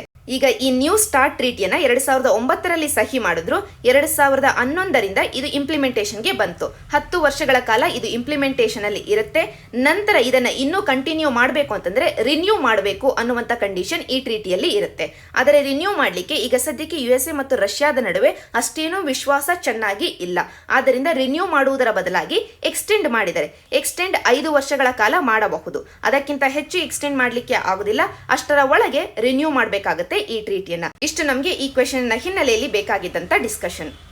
ನಂತರ ಇದೇ ವಾರ ನಮಗೆ digital copyright payments, neighbouring rights ಇಂಥ ಪದಗಳು ಸಾಕಷ್ಟು ಸುದ್ದಿಯಲ್ಲಿ ಕಂಡು ಬಂದವು. ಫಾರ್ ಎಕ್ಸಾಂಪಲ್ ಈ ಆರ್ಟಿಕಲ್ ಅನ್ನೇ ನೀವು ನೋಡಬಹುದು. ದಿ ಹಿಂದೂನಲ್ಲಿ ಬಂದಂತ ಈ ಆರ್ಟಿಕಲ್ ಅಲ್ಲಿ ಗೂಗಲ್ ಮತ್ತು ಫ್ರೆಂಚ್ ಪಬ್ಲಿಷರ್ಸ್ ಒಂದು ಅಗ್ರಿಮೆಂಟ್ ಅನ್ನ ಸಹಿ ಮಾಡಿದರೆ ಕಾಪಿರೈಟಿನ ವಿಷಯವಾಗಿ ಅಂತ. ಅದಕ್ಕೆ ಸಂಬಂಧಪಟ್ಟಂತೆ ಈ ಆರ್ಟಿಕಲ್ ಅಲ್ಲಿ ಡಿಜಿಟಲ್ ಕಾಪಿರೈಟ್ ಪೇಮೆಂಟ್ ಅನ್ನುವಂತ ಪದವನ್ನ ಬಳಕೆ ಮಾಡ್ಕೊಳ್ತಾರೆ.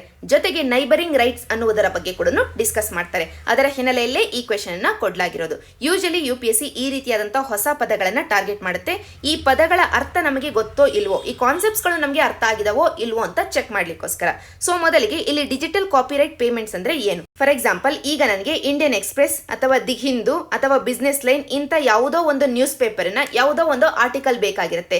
ನಾನೇನು ಮಾಡ್ತೀನಿ, ಡೈರೆಕ್ಟ್ಲಿ ಗೂಗಲ್ ಅಲ್ಲಿ ಹೋಗಿ ಸರ್ಚ್ ಮಾಡ್ತೀನಿ. ಆದರೆ ಇಲ್ಲಿ ಎಫರ್ಟ್ ಹಾಕಿ ಆ ನ್ಯೂಸ್ ಕಂಟೆಂಟ್ ಅನ್ನ ಜನರೇಟ್ ಮಾಡಿದ್ದು ಯಾರು ಅಂದ್ರೆ ಆ ನ್ಯೂಸ್ ಅನ್ನ, ಆ ಸುದ್ದಿಯನ್ನ ತಯಾರು ಮಾಡಿರೋದು ಯಾರು? ಈ ನ್ಯೂಸ್ ಹೌಸಸ್ಗಳು. ಇಂಡಿಯನ್ ಎಕ್ಸ್ಪ್ರೆಸ್ ಆಗಿರಬಹುದು, ದಿ ಹಿಂದೂ ಆಗಿರಬಹುದು, ಬಿಸ್ನೆಸ್ ಲೈನ್ ಆಗಿರಬಹುದು.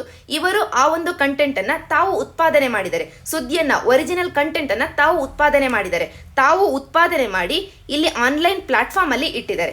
ಇದನ್ನ ಗೂಗಲ್ ನನಗೆ ಫ್ರೀ ಆಫ್ ಕಾಸ್ಟ್ ಅಲ್ಲಿ ಕೊಡ್ತಾ ಇದೆ. ಇಲ್ಲಿ ಗೂಗಲ್ ಬಿಸ್ನೆಸ್ ಅನ್ನ ಮಾಡ್ಕೊಳ್ತಾ ಇದೆ ನನ್ನ ಒಂದು ಸರ್ಚಿನ ಮುಖಾಂತರವಾಗಿ. ಆದರೆ ಇಲ್ಲಿ ಈ ಒರಿಜಿನಲ್ ಕಂಟೆಂಟ್ ಅನ್ನ ಉತ್ಪಾದನೆ ಮಾಡಿದಂತ, ಆ ಸುದ್ದಿಯನ್ನ ಬರೆದಂತ ಈ ಎಲ್ಲ ನ್ಯೂಸ್ ಪೇಪರ್ಸ್ ಗಳು ಏನಿದಾವೆ, ಇವರಿಗೆ ಗೂಗಲ್ ಏನನ್ನೂ ಪೇ ಮಾಡ್ತಾ ಇಲ್ಲ. ಇವರು ಆಕ್ಚುಲಿ ಆ ಒರಿಜಿನಲ್ ಕಂಟೆಂಟ್ ಅನ್ನ ಉತ್ಪಾದನೆ ಮಾಡಿದವರು, ಸುದ್ದಿಯನ್ನ ಬರೆದದ್ದು ಇವರು. ಆದರೆ ಆ ಸುದ್ದಿಯನ್ನ ಬಳಕೆ ಮಾಡಿಕೊಂಡು ಬಿಸ್ನೆಸ್ ಮಾಡ್ಕೊಳ್ತಾ ಇರೋದು ಗೂಗಲ್ ಕಂಪನಿ. ಗೂಗಲ್ ಕಂಪನಿ ಇವರಿಗೆ ಯಾವುದೇ ಪೇಮೆಂಟ್ ಅನ್ನ ಮಾಡ್ತಾ ಇಲ್ಲ. ಆದ್ದರಿಂದ ಎಲ್ಲ ಸುದ್ದಿಯನ್ನ ಉತ್ಪಾದನೆ ಮಾಡುವಂತ, ಒರಿಜಿನಲ್ ಕಂಟೆಂಟ್ ಅನ್ನ ಉತ್ಪಾದನೆ ಮಾಡ್ತಾ ಇರುವಂತ ಎಲ್ಲ ಮೀಡಿಯಾ ಹೌಸಸ್ಗಳು ಅಕ್ರಾಸ್ ದಿ ಗ್ಲೋಬ್ ಒಂದುಗೂಡಿ ಈಗ ಸರ್ಚ್ ಎಂಜಿನ್ಸ್ ಗಳು, ಫಾರ್ ಎಕ್ಸಾಂಪಲ್ ಗೂಗಲ್ ಅಂತ ಸರ್ಚ್ ಎಂಜಿನ್ಸ್ ಗಳನ್ನ ಕೇಳ್ತಾ ಇದಾವೆ, ನಾವು ಒರಿಜಿನಲ್ ಕಂಟೆಂಟ್ ಅನ್ನ ಉತ್ಪಾದನೆ ಮಾಡ್ತಾ ಇದೀವಿ, ಸುದ್ದಿಯನ್ನ ನಾವು ಬರಿತಾ ಇದೀವಿ, ಅದನ್ನ ಬಳಕೆ ಮಾಡ್ಕೊಂಡು ನೀವು ಬಿಸ್ನೆಸ್ ಅನ್ನ ಮಾಡ್ತಾ ಇದ್ದೀರಾ, ಆದ್ದರಿಂದ ಒಂದಷ್ಟು ರಾಯಲ್ಟಿ ಪೇಮೆಂಟ್ ಅನ್ನಾದ್ರೂ ನಮಗೆ ಕೊಡಿ. ಯಾಕೆಂದ್ರೆ ನಾವು ಸುದ್ದಿಯನ್ನ ಬರೀಲಿಲ್ಲ ಅಂತಂದ್ರೆ ನೀವು ಫ್ರೀ ಆಗಿ ನಿಮ್ಮ ಸರ್ಚ್ ಎಂಜಿನ್ ಅಲ್ಲಿ ಯೂಸರ್ಸ್ಗೆ ಕೊಡ್ಲಿಕ್ಕೆ ಆಗೋದಿಲ್ಲ, ಬಿಸ್ನೆಸ್ ಅನ್ನ ಮಾಡ್ಕೊಳ್ಳಿಕ್ಕೆ ಆಗೋದಿಲ್ಲ. ಅದರಿಂದ ನಾವು ನಮ್ಮ ಸುದ್ದಿಯನ್ನ ಏನು ಬರಿತಾ ಇದೀವಿ, ಒರಿಜಿನಲ್ ಕಂಟೆಂಟ್ ಅನ್ನ ಏನು ತರ್ತಾ ಇದೀವಿ, ಅದಕ್ಕೆ ನೀವು ಒಂದಷ್ಟು ಪೇಮೆಂಟ್ ಅನ್ನ ಮಾಡಬೇಕು ಅಂತ ಸರ್ಚ್ ಎಂಜಿನ್ ಗಳಿಗೆ ಕೇಳ್ತಾ ಇದ್ದಾವೆ ಮೀಡಿಯಾ ಹೌಸಸ್ಗಳು. ಆ ಒಂದು ಪೇಮೆಂಟ್ ಅನ್ನೇ ಡಿಜಿಟಲ್ ಕಾಪಿರೈಟ್ ಪೇಮೆಂಟ್ ಅಂತ ಕರಿತೀವಿ. ಡಿಜಿಟಲ್ ಪ್ಲಾಟ್ಫಾರ್ಮ್ ಅಲ್ಲಿ ತಾವು ಉತ್ಪಾದನೆ ಮಾಡಿರುವಂತಹ ಒರಿಜಿನಲ್ ಕಂಟೆಂಟ್ಗೆ, ಅದರಿಂದನೇ ಕಾಪಿರೈಟ್ ಅನ್ನುವಂತ ಪದವನ್ನ ಬಳಕೆ ಮಾಡಿರೋದು.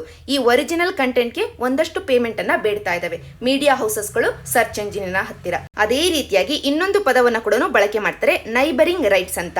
ಪರ್ಟಿಕ್ಯುಲರ್ಲಿ ಯಾವುದೋ ಒಂದು ಒರಿಜಿನಲ್ ಕಂಟೆಂಟ್ ಅನ್ನ ನಾನು ಉತ್ಪಾದನೆ ಮಾಡಿದ್ದೀನಿ ಅಂತ ಇಟ್ಕೊಳ್ಳಿ, ಯಾವುದೋ ಒಂದು ಕಾನ್ಸೆಪ್ಟ್ ಅನ್ನ ನಾನು ಅನಲೈಸ್ ಮಾಡಿದ್ದೀನಿ, ಸಂಶೋಧನೆಯನ್ನ ಮಾಡಿದ್ದೀನಿ ಅಂತ ಇಟ್ಕೊಳ್ಳಿ. ಇದಕ್ಕೆ ನಾನು ಕಾಪಿರೈಟ್ಗೆ ಅಪ್ಲೈ ಮಾಡಿದ್ದೀನಿ, ಇನ್ನೂ ನನಗೆ ಕಾಪಿರೈಟ್ ಸಿಕ್ಕಿಲ್ಲ, ಅಥವಾ ಇದು ಕಾಪಿರೈಟ್ ತೆಗೆದುಕೊಳ್ಳುವಷ್ಟು ಸಂಶೋಧನೆಯನ್ನ ಹೊಂದಿಲ್ಲ, ಆದರೆ ಇದು ಒರಿಜಿನಲ್ ಕಂಟೆಂಟ್ ಆಗಿದೆ, ನಾನು ಸಾಕಷ್ಟು ಎಫರ್ಟ್ ಅನ್ನ ಹಾಕಿದ್ದೀನಿ, ಇದು ಎಲ್ಲಿಂದನೋ ನಕಲಿ ಮಾಡಿರುವಂತ ಅಂಶವಂತೂ ಅಲ್ಲ, ನಕಲಿ ಮಾಡಿಲ್ಲ, ಒರಿಜಿನಲ್ ಕಂಟೆಂಟ್ ಆಗಿದೆ, ಕಾಪಿರೈಟ್ ಅನ್ನ ತೆಗೆದುಕೊಳ್ಳುವಷ್ಟು ಸಂಶೋಧನೆಯನ್ನ ಹೊಂದಿಲ್ಲ, ಆದರೆ ಇದು ನನ್ನ ಎಫರ್ಟ್ ಇಂದ ಬಂದಿರುವ ಕಾರಣದಿಂದಾಗಿ ನನಗೆ ಒಂದಷ್ಟು ರೈಟ್ಸ್ ಗಳು ಇದಾವೆ. ಆ ರೈಟ್ ಗಳನ್ನೇ ನಾವು ನೈಬರಿಂಗ್ ರೈಟ್ಸ್ ಅಂತ ಕರಿತೀವಿ. ಸ್ಪೆಸಿಫಿಕಲಿ ಈ ನೈಬರಿಂಗ್ ರೈಟ್ ಅನ್ನ ಯುರೋಪಿಯನ್ ಯೂನಿಯನ್ ನ ರೆಗ್ಯುಲೇಷನ್ಸ್ ಅಲ್ಲಿ ಬಳಕೆ ಮಾಡ್ತಾರೆ ಈ ಪದವನ್ನ. ಈ ಒಂದು ಯುರೋಪಿಯನ್ ಯೂನಿಯನ್ ನ ರೆಗ್ಯುಲೇಷನ್ ನ ಬಳಕೆ ಮಾಡಿಕೊಂಡೇ ಫ್ರಾನ್ಸ್ ದೇಶ ತನ್ನಲ್ಲಿ ಕಾನೂನುಗಳನ್ನ ತಂದಿದೆ ಈ ನೈಬರಿಂಗ್ ರೈಟ್ ಗಳ ವಿಷಯವಾಗಿ. ಆದ್ದರಿಂದನೇ ಈ ಆರ್ಟಿಕಲ್ ಅಲ್ಲಿ ನೈಬರಿಂಗ್ ರೈಟ್ಸ್ ಅನ್ನುವಂತ ಪದವನ್ನ ಬಳಕೆ ಮಾಡಿರೋದು. ಸೊ ಒಟ್ಟಾರೆಯಾಗಿ ಇಲ್ಲಿ ಡಿಜಿಟಲ್ ಕಾಪಿರೈಟ್ ಪೇಮೆಂಟ್ ಆಗಿರಬಹುದು, ನೈಬರಿಂಗ್ ರೈಟ್ ಆಗಿರಬಹುದು, ಇವೆಲ್ಲವೂ ಮಾತಾಡ್ತಾ ಇರೋದು ಒರಿಜಿನಲ್ ಕಂಟೆಂಟ್ಗೆ, ಒರಿಜಿನಲ್ ಕಂಟೆಂಟಿನ ವಿಷಯವಾಗಿ ಬೇಕಾಗಿರುವಂತಹ ಪೇಮೆಂಟು ಮತ್ತು ಈ ಕಂಟೆಂಟಿನ ವಿಷಯವಾಗಿರುವಂತಹ ಹಕ್ಕುಗಳು, ಇದರ ಬಗ್ಗೆ ಮಾತಾಡ್ತಾ ಇರೋದು. ಸೊ ರೈಟ್ ಆನ್ಸರ್ ಬಂದು ಆಪ್ಷನ್ ಬಿ ಆಗುತ್ತೆ.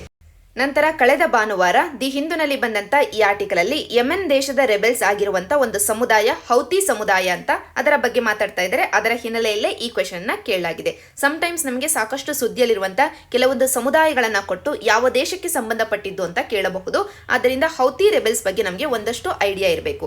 ಈ ಹೌತಿ ರೆಬೆಲ್ಸ್ ಗಳನ್ನ ನೋಡೋದಕ್ಕಿಂತ ಮುಂಚೆ ಯೆಮೆನ್ ದೇಶವನ್ನ ನೋಡೋದಾದ್ರೆ ಇಲ್ಲಿದೆ ನಮಗೆ ಇಂಡಿಯಾದ ಪಕ್ಕದಲ್ಲೇ ಇಲ್ಲಿರುವಂತ ಈ ಏರಿಯಾವನ್ನು ನಾವು ವೆಸ್ಟ್ ಏಷ್ಯಾ ಅಥವಾ ಮಿಡಲ್ ಈಸ್ಟ್ ಅಂತ ಕರಿತೀವಿ. ಈ ವೆಸ್ಟ್ ಏಷ್ಯಾದಲ್ಲಿ ಇಲ್ಲಿರುವಂತ ಒಂದು ರಾಷ್ಟ್ರವೇ ಯೆಮೆನ್ ರಾಷ್ಟ್ರ ಆಗಿದೆ. ಈ ಯೆಮೆನ್ ದೇಶದಲ್ಲಿ ಒಂದು ಮೈನಾರಿಟಿ ಸಮುದಾಯ ಇದೆ, ಅದೇ ಈ ಹೌತಿ ಸಮುದಾಯ ಆಗಿದೆ. ಈ ದೇಶದಲ್ಲಿ ಒಂದು ಕಡೆ ಸುನ್ನಿ ಸಮುದಾಯ ಇದೆ. ಈ ಸುನ್ನಿ ಸಮುದಾಯಕ್ಕೆ ಪಕ್ಕದಲ್ಲೇ ಇರುವಂತ ಸೌದಿ ಅರೇಬಿಯಾದಂತ ದೇಶಗಳು ಸಾಕಷ್ಟು ಸಪೋರ್ಟ್ ಅನ್ನ ಕೊಡ್ತಾ ಇದ್ದಾವೆ. ಈ ಮ್ಯಾಪ್ ಅಲ್ಲಿ ನೀವು ನೋಡಬಹುದು, ಪಕ್ಕದಲ್ಲೇ ಇದೆ ಸೌದಿ ಅರೇಬಿಯಾ ದೇಶ. ಈ ಸೌದಿ ಅರೇಬಿಯಾದಂತ ದೇಶಗಳು ಈ ಯೆಮೆನ್ ದೇಶದಲ್ಲಿರುವಂತ ಸುನ್ನಿ ಸಮುದಾಯಕ್ಕೆ ಸಾಕಷ್ಟು ಸಪೋರ್ಟ್ ಅನ್ನ ಕೊಡ್ತಾ ಇದ್ದಾವೆ. ಆದರೆ ಇದೇ ಯೆಮೆನ್ ದೇಶದಲ್ಲಿರುವಂತ ಹೌತಿ ಅನ್ನುವಂತ ಸಮುದಾಯ ಏನಿದೆ, ಇದು ಶಿಯಾ ಸಮುದಾಯ ಆಗಿದೆ. ಇದಕ್ಕೆ ಸಪೋರ್ಟ್ ಅನ್ನ ಯಾರು ಕೊಡ್ತಾ ಇದ್ದಾರೆ ಅಂತಂದ್ರೆ ಸೌದಿ ಅರೇಬಿಯಾ ದೇಶದ ವಿರೋಧಿ ದೇಶ ಆಗಿರುವಂತ ಇರಾನ್ ದೇಶ.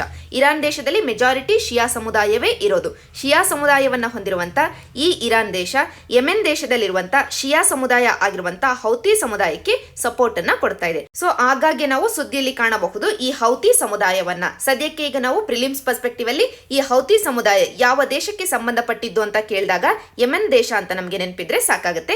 ಆಪ್ಷನ್ ಬಿ ರೈಟ್ ಆನ್ಸರ್ ಆಗುತ್ತೆ. ಎಗೇನ್ ಈ ಒಂದು ಪ್ರಶ್ನೆಯ ಹಿನ್ನೆಲೆಯಲ್ಲಿ ಇನ್ನೊಂದು ಆನ್ಸರ್ ನನಗೆ ನಿಮ್ಮ ಕಡೆಯಿಂದ ಬೇಕಾಗಿದೆ. ಕಮೆಂಟ್ ಸೆಕ್ಷನ್ ಅಲ್ಲಿ ನೀವು ಈ ಪ್ರಶ್ನೆಗೆ ಉತ್ತರವನ್ನ ಕೊಡಬೇಕು. ಪ್ರಶ್ನೆ ಏನು ಅಂತಂದ್ರೆ, ಈ ಮ್ಯಾಪ್ ಅಲ್ಲಿ ನೀವು ಅಬ್ಸರ್ವ್ ಮಾಡಿ, ಇಲ್ಲಿದೆ ಸಿರಿಯಾ ದೇಶ, ಇರಾಕ್ ದೇಶ, ಇರಾನ್ ದೇಶ ಮತ್ತು ಇಲ್ಲಿದೆ ಟರ್ಕಿ. ಈ 4 ದೇಶಗಳ ಈ ಬಾರ್ಡರ್ ಏರಿಯಾದಲ್ಲಿ ಒಂದು ಸಮುದಾಯ ಆಗಾಗ್ಗೆ ಸುದ್ದಿಯಲ್ಲಿರುತ್ತೆ. ಈ ಸಮುದಾಯ ಯಾವುದು? ಮೊದಲನೇ ಪ್ರಶ್ನೆ.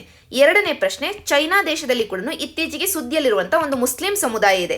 ಅದರ ಒಂದು ಹ್ಯೂಮನ್ ರೈಟ್ಸ್ ಅನ್ನ ಸಾಕಷ್ಟು ವೈಲೇಟ್ ಮಾಡ್ತಾ ಇದೆ ಚೈನಾ ದೇಶ ಅಂತ USA ಕೂಡ ಕ್ರಿಟಿಸೈಸ್ ಮಾಡಿದೆ. ಆ ಸಮುದಾಯ ಯಾವುದು? 2 ಸಮುದಾಯಗಳ ಬಗ್ಗೆ, ಸುದ್ದಿಯಲ್ಲಿರುವಂತಹ 2 ಸಮುದಾಯಗಳ ಬಗ್ಗೆ ನೀವು ನನಗೆ ಕಮೆಂಟ್ ಸೆಕ್ಷನ್ ಅಲ್ಲಿ ಉತ್ತರವನ್ನ ಕೊಡಬೇಕು. ಒಂದು ಸಮುದಾಯ ಸಿರಿಯಾ, ಟರ್ಕಿ, ಇರಾಕ್ ಈ ಎಲ್ಲ ದೇಶಗಳ ಬಾರ್ಡರ್ ಏರಿಯಾದಲ್ಲಿ, ಕಾಮನ್ ಏರಿಯಾದಲ್ಲಿ ಕಂಡು ಬರುವಂತಹ ಒಂದು ಸಮುದಾಯ ವೆಸ್ಟ್ ಏಷ್ಯಾದಲ್ಲಿ ಕಂಡು ಬರುವಂತದ್ದು. ಇನ್ನೊಂದು ಚೈನಾ ದೇಶದಲ್ಲಿ ಕಂಡು ಬರುವಂತಹ ಮುಸ್ಲಿಂ ಮೈನಾರಿಟಿ ಸಮುದಾಯ ಒಂದು. ಈ ಎರಡೂ ಸಮುದಾಯಗಳ ಹೆಸರು ಆಗಾಗ್ಗೆ ಸುದ್ದಿಯಲ್ಲಿ ನಮಗೆ ಬರ್ತಾನೆ ಇರ್ತವೆ. ಆದ್ದರಿಂದ ಈ ಎರಡೂ ಸಮುದಾಯಗಳ ಹೆಸರುಗಳನ್ನು ನೀವು ಕಮೆಂಟ್ ಸೆಕ್ಷನ್ ಅಲ್ಲಿ ನನಗೆ ತಿಳಿಸಿ.